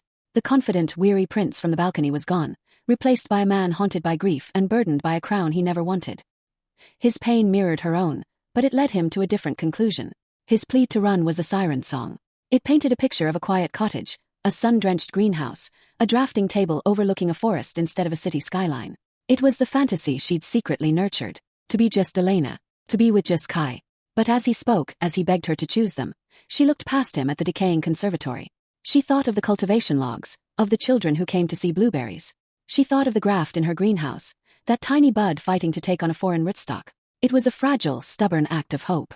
Running felt like uprooting that tender graft and expecting it to survive in unknown soil. It felt like giving up on the experiment before seeing the result. When she refused him, the devastation on his face was almost unbearable. His accusation that she was choosing the war over him cut to the bone because it held a fragment of truth. But it wasn't the war she was choosing. It was the end of the war. The messy, painful, nearly impossible work of reconciliation. He saw it as a battlefield, she saw it as a laboratory. And she couldn't abandon her life's work. Her final words to him, "Then you should go," were the hardest she'd ever spoken. She watched him leave, his broad shoulders slumped, and felt a piece of her soul tear away and follow him out the door. She didn't cry. Not then. She stood in the silent conservatory until the cold seeped into her bones. Then she went home, to her penthouse, to her greenhouse. The grafted rose was the first thing she checked. The tiny green bud was still there, clinging to life. She touched it with a gentle finger. "Just us now," she whispered to the plant. The next morning, the reality of her choice set in. Kai was gone from her life. Marcus's threat hung over her like a blade. And she was alone in the Thorne camp, surrounded by celebration that felt like a funeral. She threw herself into work, into the one thing she could control, her research. She began compiling everything. Not just the conservatory logs but property records, old newspaper articles, the conflicting family histories. She cross-referenced, annotated, built a digital archive. She started a private, secure blog under a pseudonym, the Concord Gardener, and began publishing her findings piece by piece. The first post was about the Baldwin Conservatory's children's program. The second was about the hydrological surveys of the original spring. She wrote with a neutral, factual tone, but the subtext was screaming. Look at what was lost. Look at the common ground. It was her rebellion. Quiet, intellectual insurgency. If she couldn't have Kai, she would fight the lie they'd both been born into. She would be the archivist, yes, but one who published the true history, not the propagandized version. A week after the conservatory, a courier delivered a small, plain package to her office. No return address. Inside, nestled in foam, was the smooth river stone Kai had given her. There was no note. Its return was a message more final than any words. "I am giving back your foundation. I am letting go." She held the stone, its cool weight an anchor of grief. She didn't return it. She placed it back on her workbench, next the specimen box with the feud rose cutting. The two symbols sat side by side, the thorny past and the smooth foundational truth. She would keep them both. The invitation to the Founders' Day Historical Society dinner arrived on heavy cream cardstock. It was the social event of the season, and the first major public appearance for both families since the vote and Silas's stroke. It would be a circus. Marcus would be watching her every move. The night of the dinner, as she stood before her mirror in a gown of silver gray, the color of a storm of his eyes, she felt a strange calm settle over her. The grief was still there, a dull ache. The fear of Marcus was a cold thread in her gut. But she also felt a new resolve. Kai had chosen his path. She had chosen hers. They were parallel lines now, never to meet again. But she would walk her line with her head held high, and she would speak the truth whenever she could. She opened her jewelry box. From it, she took not a diamond necklace, but the simple, smooth river stone. It would not go with her gown. It would fit in no delicate clutch. She held it in her hand for a long moment, then carefully placed it back in its spot. She wouldn't wear it as a trophy or a token. It was her compass. And tonight, she would need to navigate by its silent, truthful north. She met Marcus in the foyer. He looked her up and down, a satisfied smirk on his face. "Perfect. Remember, smile. Celebrate. The future is ours." "The future is unwritten, Marcus," she said quietly, taking his offered arm. "And it has a way of surprising you." As they walked out, she took one last glance at the stone on her bench. She was going into the lion's den without her ally, armed only with the truth she had uncovered and a heart that, despite everything, still believed in the fragile, stubborn possibility of a graft taking hold. Part 4, The Reckoning. Kai's perspective. The week before the Founders' Day dinner was a descent into a special kind of hell. Kai moved to the halls of Veridian Construction not as a new CEO, but as a ghost presiding over a haunted house. His father's absence was a louder presence than the man had ever been. Silas's office remained sealed, a tomb awaiting a king who might never return to his throne. The board members watched Kai with a mixture of pity, impatience, and veiled hostility. He was a placeholder, a fragile dam holding back their thirst for retribution. The company was wounded. The very public loss of the Riverside project, followed by the very private collapse of its leader, had sent shockwaves through their partners and investors. The Veridian stability brand was cracking. Kai spent his days in a relentless cycle of damage control, reassuring skittish clients, reviewing financials that showed worrying dips, and fending off board members like Henderson who pushed for aggressive, punitive action against Thorne. "We need to announce the audit of their projects, Kai," Henderson insisted during a torturous executive meeting. "Your father was right. It's the only language they understand. Show strength. Reassert dominance." Kai sat at the head of the granite table, the chair still seeming too large for him. He looked at Henderson's florid, angry face, then at Robert Chen's calm, expectant one. An audit would be a declaration of total war, Kai said, his voice flat. It would tie up our own legal and financial resources for years. It would sink the city's development pipeline into a morass of litigation. We'd be cutting off our nose to spite our face. It's about principle. Henderson slammed a hand on the table. No, Kai said, a spark of his own anger finally igniting. It's about blood, and I'm tired of bleeding for a principle no one can even remember. The room went silent. He had spoken with finality that surprised even himself. We will not be launching retaliatory audits. We will focus on securing the Thompson merger, on shoring up our existing projects, and on demonstrating that Veridian can be resilient without being vengeful. It was his first real act of defiance as CEO. It felt less like leadership and more like treason. But it also felt, for the first time in weeks, like a breath of clean air. After the meeting, Robert followed him back to his office. His office now, though it still smelled of his father's cigars and ambition. That took guts, Robert said, closing the door. Or stupidity, Kai sighed, sinking into the leather chair. He looked out the window at the city. Somewhere out there, Elena was in the spire, living in the glow of her family's victory. The ache of her absence was a constant. Physical pain, a hole in his center that the chaos of his new role could not fill. Maybe, Robert conceded, but it was the right call. The city is weary of the feud, Kai. This isn't the 1950s. People see two wealthy families squabbling while housing costs soar. Your father's stroke, it generated sympathy, but also questions. How toxic is this rivalry? The Thornes are offering a vision of the future, however polished. We've been offering a monument to the past. You need to offer something new. Something new. The words echoed Elena's plea in the conservatory. We could be the ones who ended it. He hadn't been able to walk through the fire with her. He'd asked her to flee it instead, and she had refused. The shame of that, the regret, was a bitter tonic he drank every day. The Founders' Day dinner. Robert continued, pulling him from his thoughts. It's mandatory. You have to give a speech. The Historical Society expects the Veridian perspective. Kai groaned. The dinner was the last place he wanted to be. A room full of people who knew his family's history, who would be watching him, the wounded heir, for signs of weakness or rage. And Elena would be there, in the same room. He would have to see her, to breathe the same air, while pretending she was just the enemy's daughter. What can I possibly say? Kai asked, the weight of it crushing down. You could say what you just said in there, Robert suggested gently, that you're tired of bleeding for a forgotten principle. But as the days ticked down, a different idea began to form in Kai's mind, fragile and terrifying. It wasn't a speech drafted by the PR department. It was something that had been whispering to him since he stood on the balcony with Elena, since he held the river stone, since he watched his father's body betray the hatred that had sustained it. It was a speech that would be his own, and it would likely be his last act as a Veridian. He began to write, not in the office, but late at night in his new, sterile apartment, surrounded by unpacked boxes. He wrote on a legal pad, his handwriting urgent and slanted. He didn't speak of market share or legacy builds. He spoke of foundations. He wrote about the spring, not as a disputed resource, but as a shared source of life that had been buried. He wrote about the Baldwin Conservatory, not as a real estate asset, but as a place where children once learned about blueberries. He wrote about the cost of carrying history as a weapon. He quoted no Veridian patriarchs. He quoted the land records Elena had told him about. He wrote from the heart of the boy who loved bridges, and from the shattered place of the man who had lost a woman he loved to the very war he was now condemning. It was a suicide note for his career. He knew it, but the act of writing, it felt like the first honest thing he'd done since becoming CEO. The night of the dinner arrived.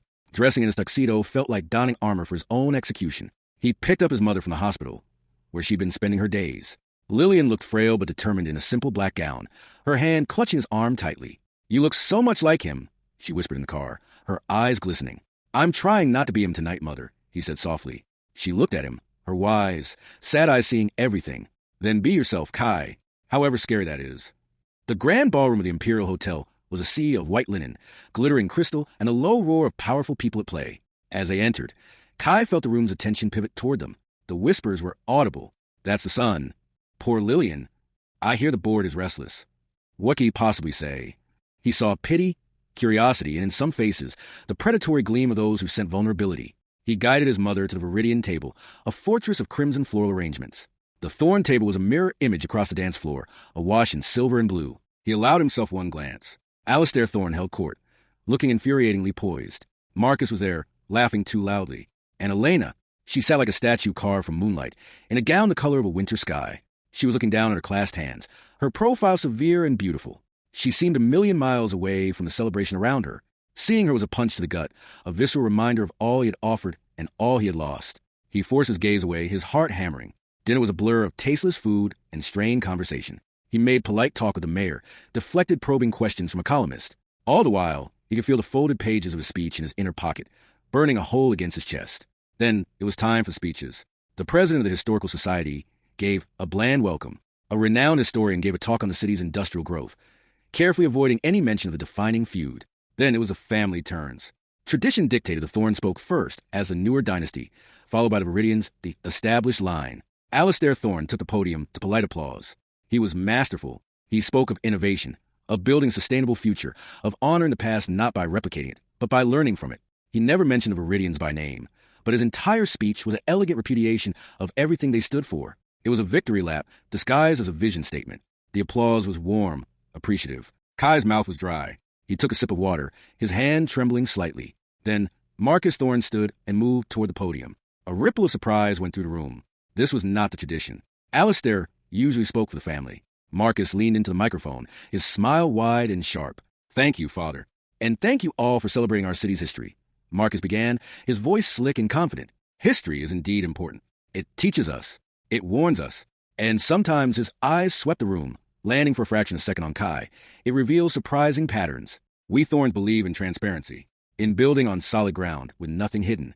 He paused, letting the suspense build. That's why it's so troubling when we see others, who preach legacy and endurance, engaging in conduct that is anything but solid. We've seen the cut corners, the misplaced priorities. Kai's blood ran cold. This was it. Marcus was going to expose them. He was going to humiliate Elena and destroy whatever credibility Kai had left, all in one public evisceration. He clutched the edge of the table, bracing for the blow. But tonight, Marcus continued, his tone shifting to false magnanimity, is about unity, about looking forward. So we will not dwell on the personal failings that sometimes undermine professional integrity. He smirked.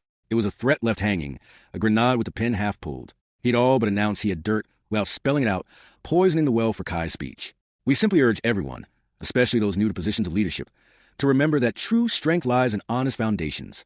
Thank you. He sat down to a smattering of confused, uncomfortable applause. The room buzzed with speculation. What personal failings? What did he mean? Kai felt frozen. The carefully crafted words of his speech seemed to evaporate in the heat of public malice. He was supposed to go next. He was supposed to follow that. The master of ceremonies announced.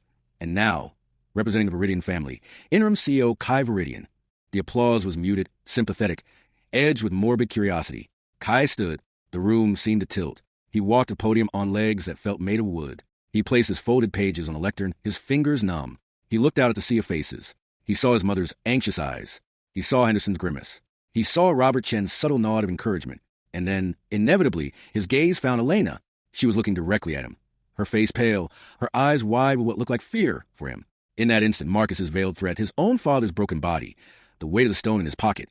He'd brought it, a touchstone, and the profound, irreplaceable loss in Elena's gray eyes coalesced into a single, white-hot point of clarity. He would not give Marcus the satisfaction. He would not defend. He would not attack. He would not play the game. He looked down at his speech, then slowly, deliberately, folded the pages and set them aside. A murmur ran through the crowd. He leaned into the microphone. "Good evening," he said, his voice quieter than the previous speakers, forcing the room to hush to hear him. "My father was supposed to give this speech. He is, as you know, unable to be here tonight." He paused, letting the acknowledgement of vulnerability hang in the air. He would have spoken of Veridian endurance, of stone and steel, of legacy, and he would have been right. That is our history. It is a history I have studied my entire life. A history of building. He took a breath, his eyes scanning the crowd but seeing past them. But lately, I've been studying a different history. Not the one in our corporate archives, but the one buried under our streets and locked in forgotten deeds. He reached into his pocket and pulled out the smooth, gray river stone. He held it up, letting the light glint off its water-worn surface. A few people leaned forward, confused. This is a stone from the original Veridian Thorne boundary line, from the spring that started it all. A louder murmur. He saw Alistair Thorne's face tighten. Marcus leaned forward, eyes narrowed. Elena was statue still. For a century, we've fought over who owned the water that flowed over the stone. We've built fortunes and identities on that dispute. We've called it principle. We've called it legacy. He closed his hand around the stone, its solid coolness grounding him. But the water is gone. It was paved over 50 years ago to make way for progress. All that's left is the stone. And the fight. He opened his hand again, looking at it. We are ghosts, fighting over a ghost. We are architects, so obsessed with the blueprint of a wrong done to our great-grandfathers that we've forgotten how to build a home for our grandchildren. The silence in the ballroom was absolute. You could hear the clink of a glass from the kitchen. The Baldwin Conservatory, he continued, his voice gaining strength, is another stone. A beautiful, broken monument to a shared love of growing things that we've allowed to become a symbol of mutual theft. I recently learned it once had a program for city children to grow blueberries. Not orchids. Blueberries. A small, good thing. Lost. In the ledger. He saw Elena bring a hand to her mouth, her eyes shining. I am the next accountant of that ledger. Or I was supposed to be. He looked directly at the Veridian table, at Henderson's shocked face. But I cannot add another entry. I will not. The cost is too high. It costs us our humanity. It costs my father his health. It costs the city its peace and its potential. He looked back at the crowd, his heart pounding like a drum. So, tonight, I am closing the ledger, not the Veridian company. We will build, and I hope we will build well. But the feud, the endless war, the poison in our foundation, that ends with me. I unilaterally withdraw Veridian from it. I will not pursue retaliatory actions. I will not honor ancient grudges. I will build bridges, if not with the Thorns, then around them, for the sake of a city that deserves better than to be our battlefield. The eruption was immediate. A cacophony of gasps, exclamations, a few isolated claps drowned out by louder sounds of outrage. Henderson half rose from his seat, face purple. Reporters in the back scrambled for their recorders. Kai stood tall at the podium, the stone held tight. He had done it. He had jumped off the cliff. He felt terrified. He felt free. Then movement caught his eye. At the Thorne table, Elena Thorne was standing up. Elena's perspective. The Founders' Day dinner was an execution in slow motion. Every moment Elena sat at the Thorne table, draped in silver and smiling until her cheeks ached, felt like a betrayal, of herself, of the truth of Kai. Marcus's threat was a collar around her neck, tightened with every sly glance he shot her way. She was a showpiece, a living guarantee of Thorne propriety and power. She had seen Kai enter with his mother. He looked older, harder, the weight of the past weeks carved into new lines on his face. The sight of him sent a wave of such intense longing and regret through her that she had to clutch her napkin to keep her hands from shaking. He did not look at her. Alistair's speech was a masterpiece of political theatre, claiming the future while subtly burying the Veridians in the past. She listened with a critic's ear, hearing the omissions, the careful spins. It was the family narrative, polished to a high gloss. It felt hollow to her now, a beautifully crafted vase with nothing inside. Then Marcus stood. A cold dread pooled in Elena's stomach. This was not the plan. As he began to speak, her dread turned to icy horror. He was weaving a trap, using innuendo to smear Kai on the eve of his first major speech. Personal failings, honest foundations. He was pointing the finger directly at their secret, at the very thing that had given her life meaning, and preparing to snap it in half in front of the entire city. She felt a rage so pure it threatened to incinerate her from the inside. He wasn't just attacking Kai. He was violating the one sacred private thing she had ever owned. When Marcus sat down, having left his poison in the air, she felt physically ill. The room's confused buzz was the sound of the trap being set, and Kai was walking right into it. As he took the podium, he looked pale but resolute. Her heart ached for him. He was alone, facing the wolves, with her brother's knife at his back. When he set his prepared speech aside, her breath caught. What was he doing? Then he began to speak, and the world shifted. He spoke not as a Veridian CEO, but as a man. He held up the Riverstone, their stone, and called them all ghosts. He spoke of the conservatory's blueberries, the small good thing from her research. He spoke of ledgers and costs and humanity. He was articulating the very heart of the truth they had discovered together, the truth she had refused to abandon. He was saying the words she had only dared to think in her private greenhouse. Tears welled in her eyes, blurring the glittering room. He was doing it. He was walking through the fire, alone. He was ending the war from his side, with breathtaking courage, knowing it would likely mean his own ruin. I unilaterally withdraw Veridian from it. The room exploded. The Veridian table was in chaos. The Thorns looked stunned, then smug. They saw a rival imploding. Alistair's mouth was a thin, tight line. Marcus was grinning, a predator seeing his prey fall on its own sword. But Elena saw something else. She saw a man finally free. She saw the architect of bridges, not barricades. He had chosen the hard path, the noble path, the one she had begged him to take. And he had done it without her. A powerful, unstoppable force rose within her. It was a convergence of love, of fury at her brother, of loyalty to the truth, and a profound, defiant pride in the man at the podium. He had thrown down the gauntlet, not for her but for the principle they shared. He had spoken her truth. Could she do any less? Marcus's threat meant nothing now. The scandal he held over her was a petty match next the bonfire of truth Kai had just ignited. To remain silent, to stay seated as the perfect Thorne heiress while Kai sacrificed everything for the cause she believed in, would be the ultimate betrayal, of him and of herself. She stood up. The movement, in the midst of the tumult, was like a lighthouse beam cutting through fog. Conversations died mid-sentence. All eyes, including Kai's shocked ones, swiveled to her. She didn't look at her father's furious glare or her brother's startled, warning scowl. She kept her eyes on Kai for 1 second, sending him a message with her gaze. You are not alone. Then she walked. She didn't go to the podium.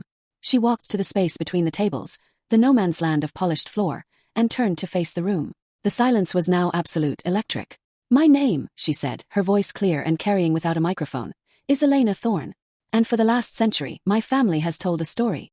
She looked toward her table, meeting her father's livid eyes. A story of innovation triumphing over stagnation, of the future triumphing over the past. It is a compelling story. But it is not the whole story. She took a steadying breath, feeling the weight of generations pushing down on her, and pushed back. The whole story includes a shared spring. It includes joint cultivation logs from the Baldwin Conservatory, which show our families once collaborated on bringing beauty and nourishment to this city, long before we learned to hate each other for it. She saw a historian at a nearby table lean forward, rapt. My brother, she said, turning her gaze to Marcus, who looked ready to leap across the table and strangle her, just spoke of honest foundations. So let's be honest, our foundation is also cracked. It is cracked with the same pride, the same poison of grievance. We have weaponized progress just as the Veridians weaponized tradition. A weapon is a weapon, no matter how sleek its design. The room was so quiet she could hear her own heartbeat. Kai Veridian just spoke of closing a ledger. I am here to add my signature to that closure. The use of his first name, so intimate, so clear, sent a fresh wave of whispers through the crowd. Not as a thorn aligning with a Veridian, but as someone who has studied the original deeds, the original intentions. The only thing our families have truly built together is a monument to mutual waste. I withdraw my consent from that monument. I will no longer curate the ledger of wrongs. I will instead tend to the graft. She didn't explain the metaphor. She didn't need to. The power was in the act itself. The Thorne heiress, standing in the neutral ground, publicly renouncing the feud. Alistair Thorne was on his feet. Elena, sit down. You are unwell. His voice was cold steel. She looked at her father, really looked at him, for the first time as an adversary. I have never been more well, father. I am finally seeing clearly. Marcus shot up, his chair screeching. She's been compromised, he shouted, pointing a shaking finger at Kai. Can't you all see? This is a collusion, a betrayal. He seduced her into this treachery. The word seduced hung in the air, ugly and explicit. It was the exposure, crude and brutal. Elena didn't flinch. She turned to face Marcus fully, her voice dripping with a contempt she had never allowed herself to feel before. The only seduction, Marcus, has been the seduction of hate, and I am choosing to wake up from it. She looked back at the stunned audience. What happens between two people is their own. But what two families do to a city is everyone's business. We are ending our business here tonight. She turned then, away from the Thorne table, away from her past. She took 3 steps forward into the empty space and stopped. She did not go to Kai at the podium. She did not touch him. She simply stood there, alone in the space between, a living punctuation mark to his sentence. The ballroom erupted into full chaotic uproar. Reporters surged forward, flashbulbs popping. The mayor was trying to call for order. Henderson was shouting at Kai from the Veridian table. Alistair Thorne was forcibly pulling a furious Marcus away from the table, his face a mask of icy, humiliated rage. Through the chaos, Kai came down from the podium. He didn't go to his mother or to his table. He walked across the floor, through the flashes and the noise, until he stood beside Elena in the no-man's land. He didn't look at her. He faced the maelstrom with her, shoulder to shoulder, 2 exiles from their own tribes. A reporter shoved a microphone in Kai's face. Mr. Veridian, are you and Miss Thorne in a relationship? Is this what this is about? Kai looked at the reporter, then at the sea of faces. He said nothing. Another yelled at Elena. Miss Thorne, have you been disloyal to your family? Elena lifted her chin, her grey eyes clear. I have been loyal to the truth. Finally. It was all they said. They stood there, silent and solid as stones amid the roaring river of scandal, shock, and historic upheaval they had just unleashed. The walls of their gilded cages lay in ruins around them. They were free. They were exposed. They were together, and yet profoundly alone in a new and terrifying way. The reckoning had come. And they had met it, not with whispers in a ruined conservatory, but with a shout that had shattered a century of silence. Part 5. The New Ground. Kai's perspective. The storm, once unleashed, did not abate. It simply changed form. The chaos of the ballroom was a contained explosion. The aftermath was a radioactive fallout, settling slowly and poisonously over every aspect of Kai's life. The morning after the Founders' Day dinner, Kai's apartment, a sleek, impersonal space in a Veridian-owned building that felt more like a hotel suite than a home, was besieged. Not by people, but by data. His phone, his laptop, his tablet chimed and buzzed with never-ending arrhythmia of notifications. News alerts, board member emails, shareholder concern letters, interview requests, and a torrent of social media noise that ranged from vicious condemnation to fawning admiration. The headlines were brutal.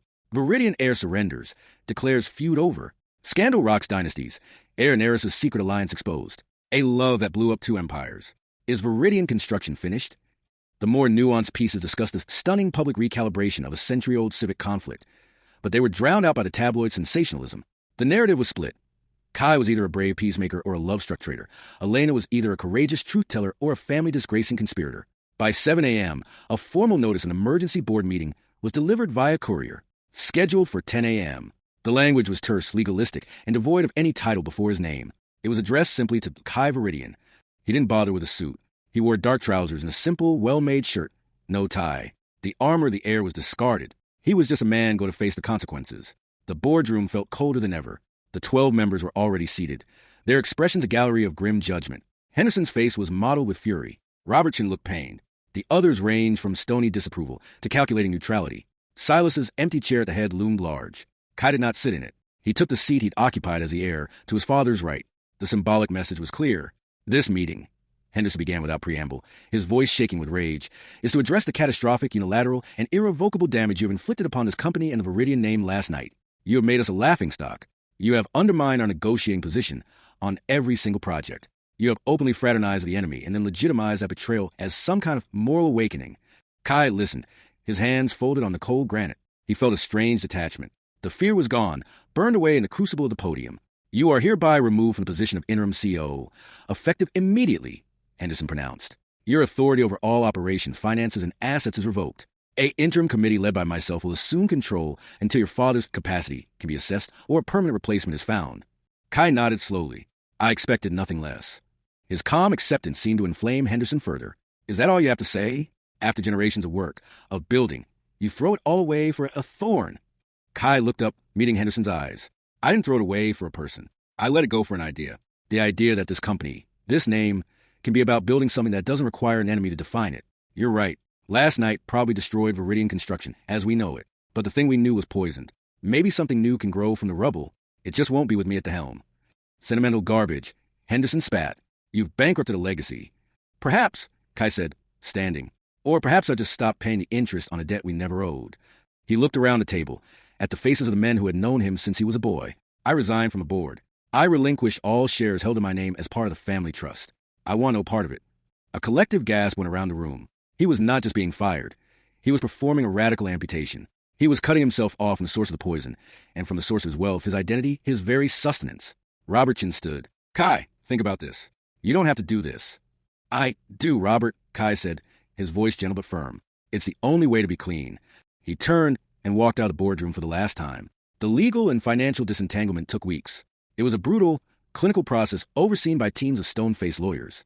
He signed away his inheritance, keeping only a modest severance that was legally obligated and the proceeds from a small trust his mother had set up for him independently years ago.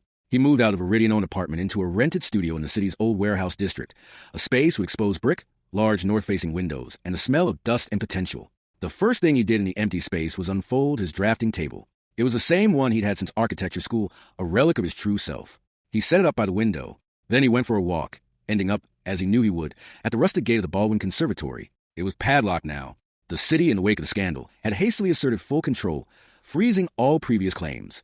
A sign hung on the gate. City property, and trespassing under review. He stood there for a long time, looking at the beautiful, decaying structure. It was no longer a symbol of feud or a secret meeting place. It was just a building in need of repair. It felt like a clean slate. He received a single letter on heavy, cream cardstock. It was from his mother. My dearest Kai, I cannot say I understand the path you have chosen. My heart aches for the pain it has caused your father, though the doctor says he shows little comprehension of the news. In a way, that is a mercy. My heart also aches for you, for the weight you have carried and have now chosen to put down. I watched you at that dinner. For the first time since you were a little boy building castles from blocks, you looked like yourself. Not my son, not Silas's heir. Just Kai. It was terrifying and it was beautiful. I will not abandon you. But I must stay with your father. The world you have left is the only one I have ever known, and he is the man I chose for better or worse. Please be safe. Build your bridges. Be happy. All my love. Mother. He framed a letter and placed on the brick wall beside his drafting table. He registered a new business, Veridian and Sons Architectural Design. On the business cards, he had the printer strike a line through and Sons. It read, Veridian and Sons Architectural Design. It was a name acknowledging his past while declaring its end. His first client was not a corporation, but the city's Historical Preservation Society. They offered him a contract to assess the Baldwin Conservatory and draft a proposal for its restoration. The fee was modest. The significance was immense.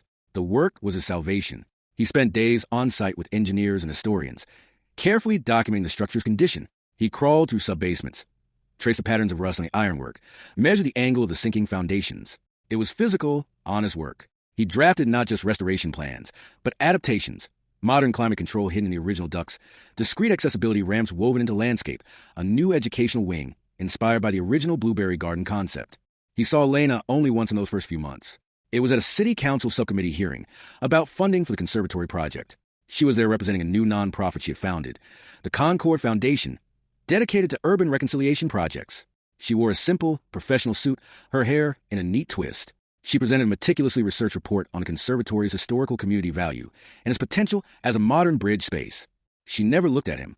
He presented his architectural assessment after her. Their presentations were complementary, two halves of a coherent argument for the building's future. They did not speak.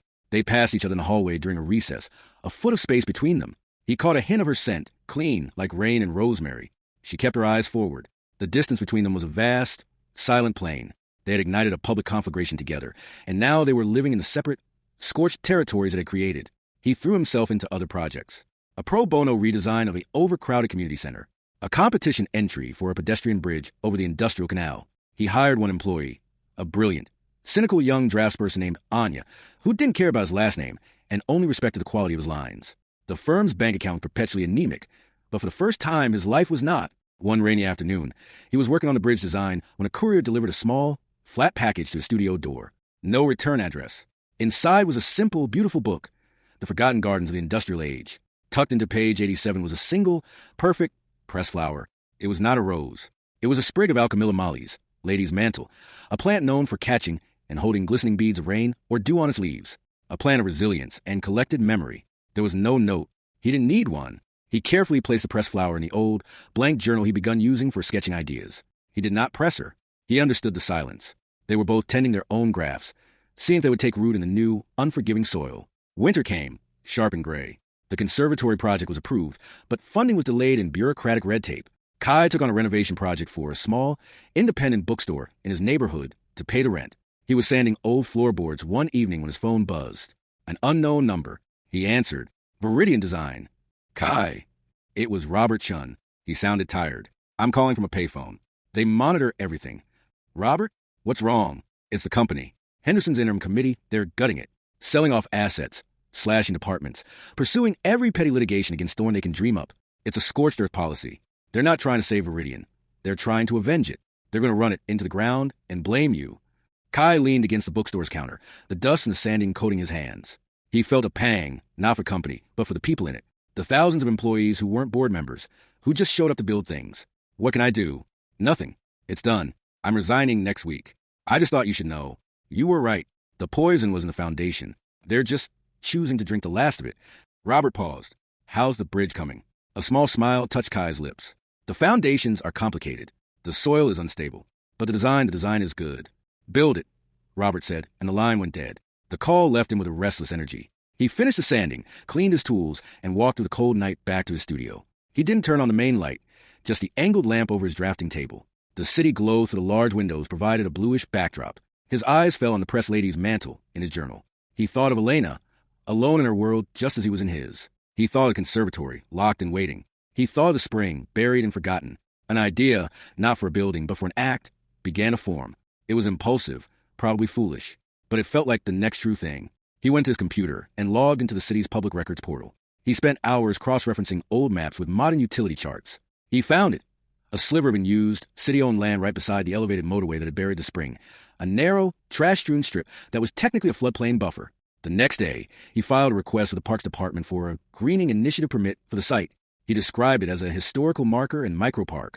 He attached no designs, just the coordinates and a one-paragraph explanation of the site's history, citing Elena's public research. He listed the applicant as Veridian Design and the Concord Foundation. It was a shot in the dark, a message in a bottle, a way of saying, the foundation is still here. I am still here. He heard nothing back for weeks. He didn't expect to. He focused on the bridge competition. The deadline loomed. The design was his best work, a low, sweeping arc of local timber and steel that seemed to grow from one bank and reach for the other, a literal and metaphorical connection between a neglected residential neighborhood and a new arts district. He submitted it under the firm name, with his own name attached. Let the judges decide based on the work, not the scandal. Spring arrived, tentative and wet. The call about the permit came on a morning when sunlight finally broke through the studio windows, illuminating motes of dust that looked like gold. Mr. Veridian, this is Miranda from the Parks Department. Regarding your joint application for the motorway buffer site, it's been approved in principle. We're intrigued by the concept. We need to see detailed site plans, of course. And we need formal sign-off from your partner organization, the Concord Foundation. Kai's heart hammered. That's great news. Thank you. I'll get to work on plans. One more thing, Miranda said, her voice curious. The head of the review committee is a bit of a history buff. He was very impressed by the historical annex you submitted. Said it was some of the clearest research he's seen on the city's early development. You might want to thank your research partner. He hung up, elation and terror warring in his chest. He had to contact Elena, not through a press flower or a city permit. Directly. He found the number for the Concord Foundation online. He called. A polite assistant answered.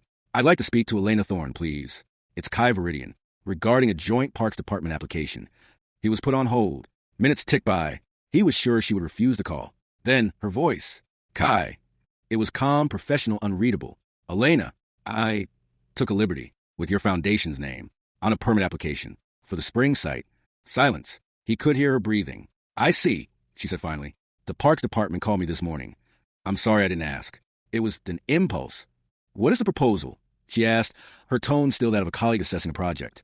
A marker, a green space, something to acknowledge the water that was there, not to rebuild it, just to remember it honestly. I need your foundation's formal collaboration for the city to move forward, and I'd like your input on what should be there. Another long pause. He could almost hear her thinking, analyzing. Send me the details, she said. The site coordinates, the permit notes. I'll review them. Okay, he said. I will. Thank you. Goodbye, Kai. The call ended. It wasn't forgiveness. It wasn't reunion. It was a door, cracked open a single, cautious inch. He sent the files that afternoon. He didn't hear back for 2 days. Then, an email arrived from an official Concord Foundation address. Subject, Spring site proposal. Kai, the historical justification is sound. The site has potential, though significant remediation will be needed due to runoff from a motorway. I've attached a list of hardy, pollution-tolerant native species that could thrive there and would be historically appropriate. The idea of a simple stone plinth as a marker, with the original survey coordinates engraved, is acceptable. The Concord Foundation will provide formal partnership for the grant application, contingent on joint oversight of the design and plant selection. I propose a meeting next week to discuss. Thursday, 10 a.m. at the site. Elena, it was a contract, a peace treaty of the most brittle kind. But it was something. He arrived at the site early on Thursday. It was as bleak as he remembered. A wedge of cracked asphalt and weeds, dwarfed by the thunderous concrete pillars of the motorway overhead. The air hummed with the vibration of constant traffic. She was already there, standing at the far end, a solitary figure in a trench coat. Her hair pulled back. She was looking down at something in her hands, a tablet perhaps, or a notebook. He walked toward her, the gravel crunching under his shoes. She looked up as he approached. Her face was thinner, her eyes guarded, but the fierce intelligence was undimmed. Elena! Kai! She gestured around. It's not much to look at. No, he agreed, but it's the truth. That's a start. She nodded almost to herself. She looked at him then, really looked at him, taking in his work boots, his simple jacket, the lines of fatigue and purpose on his face. You look different. So do you. A faint, almost imperceptible smile touched her lips. I'm trying to. They stood in the roar of the overhead traffic. 2 people on a patch of poison ground. Your list of plants. Kai began, pulling out a printed copy. I looked them up. Silene vulgaris. Dianthus carthaginorum. They're tough. They have to be, she said. Nothing fragile survives here. The double meaning hung between them. The stone plinth, he said, moving the conversation forward. I was thinking of the same stone. The river stone. A piece of it set into the plinth. So it's connected. She was silent for a moment. Where's the stone? She asked quietly. In my studio. I kept the cutting, she said, not looking at him. The graft. It's alive. It has 3 leaves. The simple statement felt monumental. In the midst of all the destruction, that stubborn, hybrid life had persisted. That's wonderful, he said, his voice thick. She finally met his eyes. Why did you do it, Kai? The permit. Dragging me into this. He took a deep breath. Because you were right. The only way out is through. And I can't walk through it alone. I don't want to. He gestured at the dismal sight. This is a through. This is the ugly, real work. Not a grand speech, but pulling weeds from contaminated soil. I'd like to do it with you. Not as what we were, but as partners. In this. She studied him. her gray eyes searching for the truth. Partners. Yes, if you'll have me. She looked away, out at the grimy landscape. My foundation is small. We operate on grants and donations. My family has disowned me. Marcus, he tells people I had a nervous breakdown. I have a design firm that might not make rent next month. Kai said, my name is a punchline in half the boardrooms in the city. We're not exactly a powerhouse alliance. A real smile, small but genuine, finally broke through her reserve. No, we're not. She turned back to him. All right, partners. On this project, we see it through. It wasn't a romance. It was a pact. But it was a beginning. They spent the next hour walking the site, discussing drainage, soil tests, sight lines. They spoke in the practical language of stakeholders. But beneath it, a new foundation was being laid, not in secret, but in the harsh, honest light of a difficult reality. The work on the spring site, dubbed Wellspring Memorial Garden, became their shared axis. Meetings were held in public cafes or at the site itself. Conversations were project-focused, budgets, plant suppliers, stonemasons. But in the spaces between, fragments of their new lives emerged. I'm testifying at the zoning board next week, she said one afternoon, reviewing a plant invoice. They want to tear down the old garment district for another luxury high-rise. My foundation is arguing for adaptive reuse, for preserving the affordable housing that's there. I read your op-ed in Gazette, he said. It was good, sharp. She glanced at him. You submitted the bridge design. I saw the public exhibition. The timber arc. It's beautiful, Kai. Hearing her say his name and praise his work sent a warmth through him he thought was extinguished. Thank you. Slowly, cautiously, the professional wall between them began to develop windows. He told her about Anya, his draftsperson, and her dark sense of humor. She told him about the struggles of running a nonprofit, about the elderly volunteer who came every week to tend the small community garden they'd started. One rainy evening, they were the last to leave the site, the installation of the stone plinth finally complete. The river stone fragment was set into the top, its smooth gray surface already beaded with rain. They stood under her large umbrella, looking at their work. It was modest, a small cleared circle of new soil awaiting plants, the simple plinth at its center, but in the shadow of the roaring motorway, it felt like an act of profound defiance. It's not much, Kai said, echoing her first words. It's a start, Elena replied, echoing his. She shifted the umbrella. Their shoulders brushed. Neither moved away. The contact was electric, a spark across a gap that had been vast for months. Elena, he began, his voice low. Not yet, she whispered, looking straight ahead at the stone. The ground is still too new. The graft is still establishing. He understood. They couldn't go back to what they were. That was born in secrecy and desperation. Whatever came next had to be built, slowly and openly, on this new, rough terrain they were cultivating together. Okay, he said. They walked to their separate cars in the rain. But the space between them no longer felt like a desolate plain. It felt like a field after the first plowing, rough and full of potential, waiting for the seed. Elena's perspective. Freedom, Elena discovered, was a roomier prison than the gilded cage, but a prison nonetheless. The walls were no longer family expectations and silken drapes. They were public notoriety, financial insecurity, and the crushing weight of starting from zero. In the immediate aftermath of the dinner, the Thorne world expelled her with a violent, silent force. She returned to her penthouse that night to find the locks changed. A security guard she'd known for years stood awkwardly, holding a single suitcase. Miss Thorne, your father's instructions. Your personal effects are here. Access to the apartment and the family accounts has been revoked. She took the suitcase. It was shockingly light. She booked a room in a modest business hotel using her personal credit card, which she knew would be cancelled within days. The legal papers came swiftly. Disinheritance, removal from all Thorne trusts and holdings, a cease and desist letter regarding the use of the Thorne name for commercial purposes. It was a clean, surgical amputation. Alastair Thorne, ever the strategist, had contained the contagion. She was no longer his daughter in any legal or financial sense. Marcus, she learned through the society gossip pages, was telling a story of her manipulation by Kai, of a psychological break. The narrative was designed to isolate her and discredit her truth. She let them have their story. She had her work. The Concord Foundation was incorporated within a week. She used the last of her independent savings to rent a tiny office above a bakery in the garment district. The smell of yeast and sugar was a strange, comforting contrast to the sterile, green-washed scent of the spire. She built a basic website outlining the Foundation's mission, to heal urban divisions through historical acknowledgement, green spaces, and community dialogue. She listed the Baldwin Conservatory as her first case study. Donations were sparse at first. A few curious historians, a landscape architect who had always hated the feud, an anonymous donor who sent $500 with a note that said, "For the blueberries." It was enough to keep the lights on and file for non-profit status.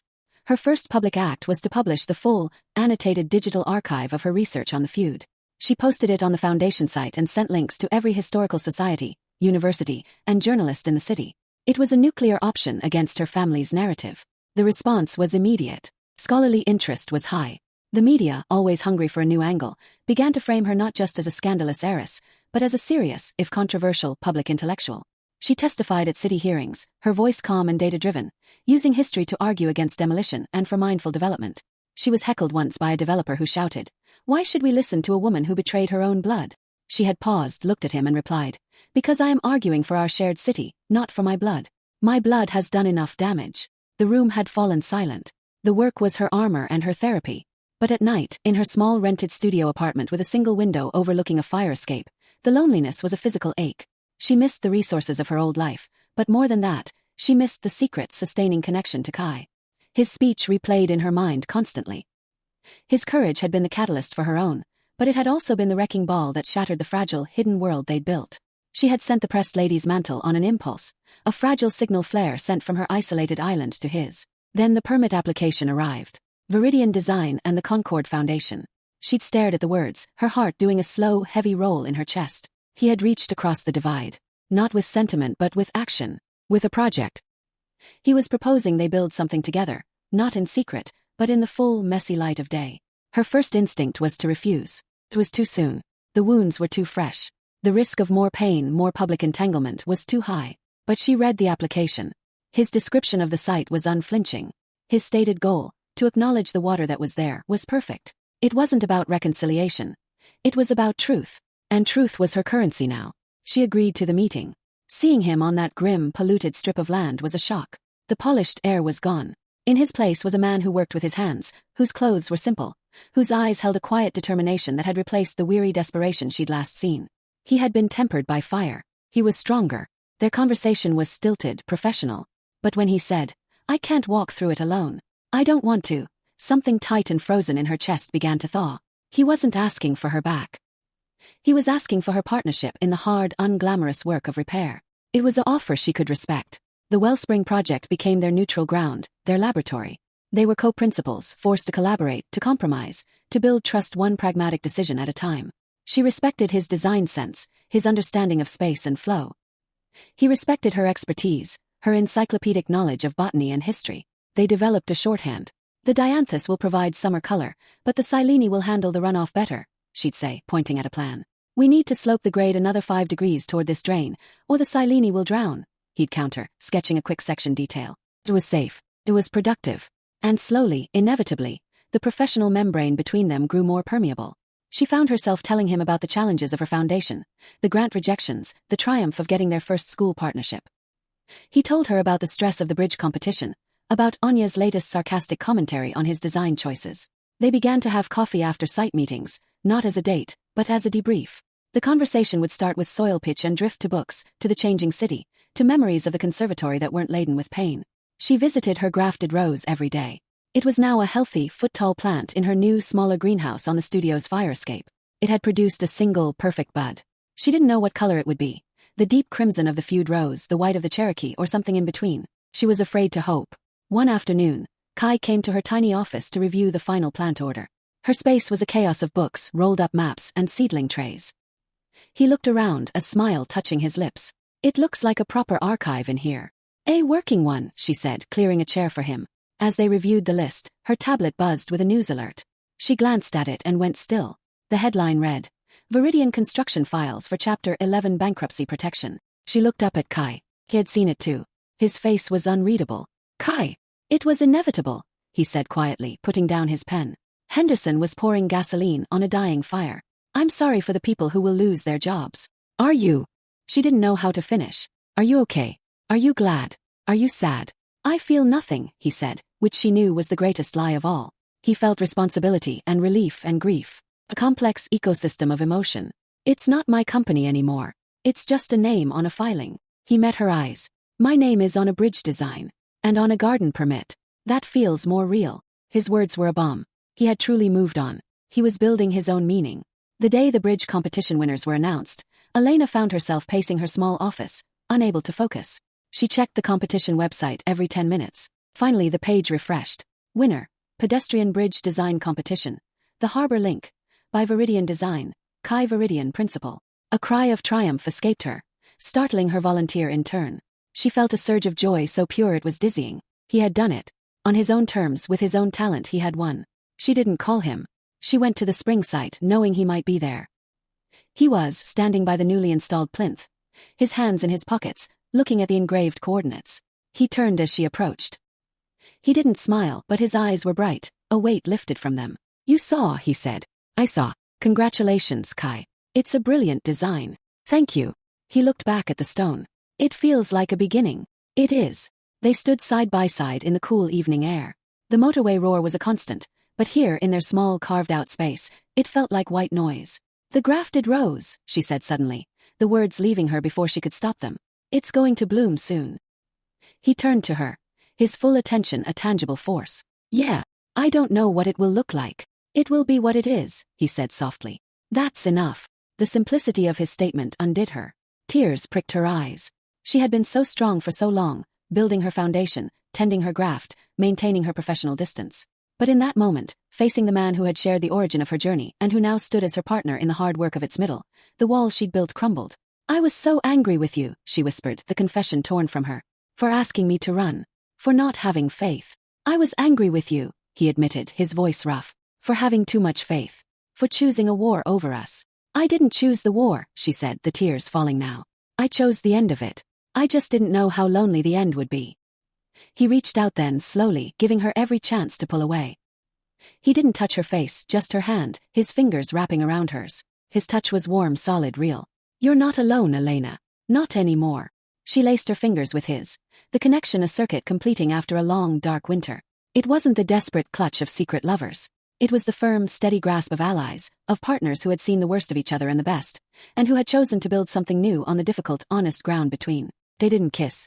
They didn't speak of love. They just stood there, hand in hand, looking at the stone that marked a buried spring, in a garden they had made together from poisoned soil. The future was still unwritten, fraught with financial uncertainty, public scrutiny, and the long shadows of their pasts. But they were facing it, not as a Veridian and a Thorne, not as star-crossed lovers, but as Kai and Elena, architects of a different kind of legacy. The graft had taken. It was growing. And for now, in the gathering twilight, that was everything.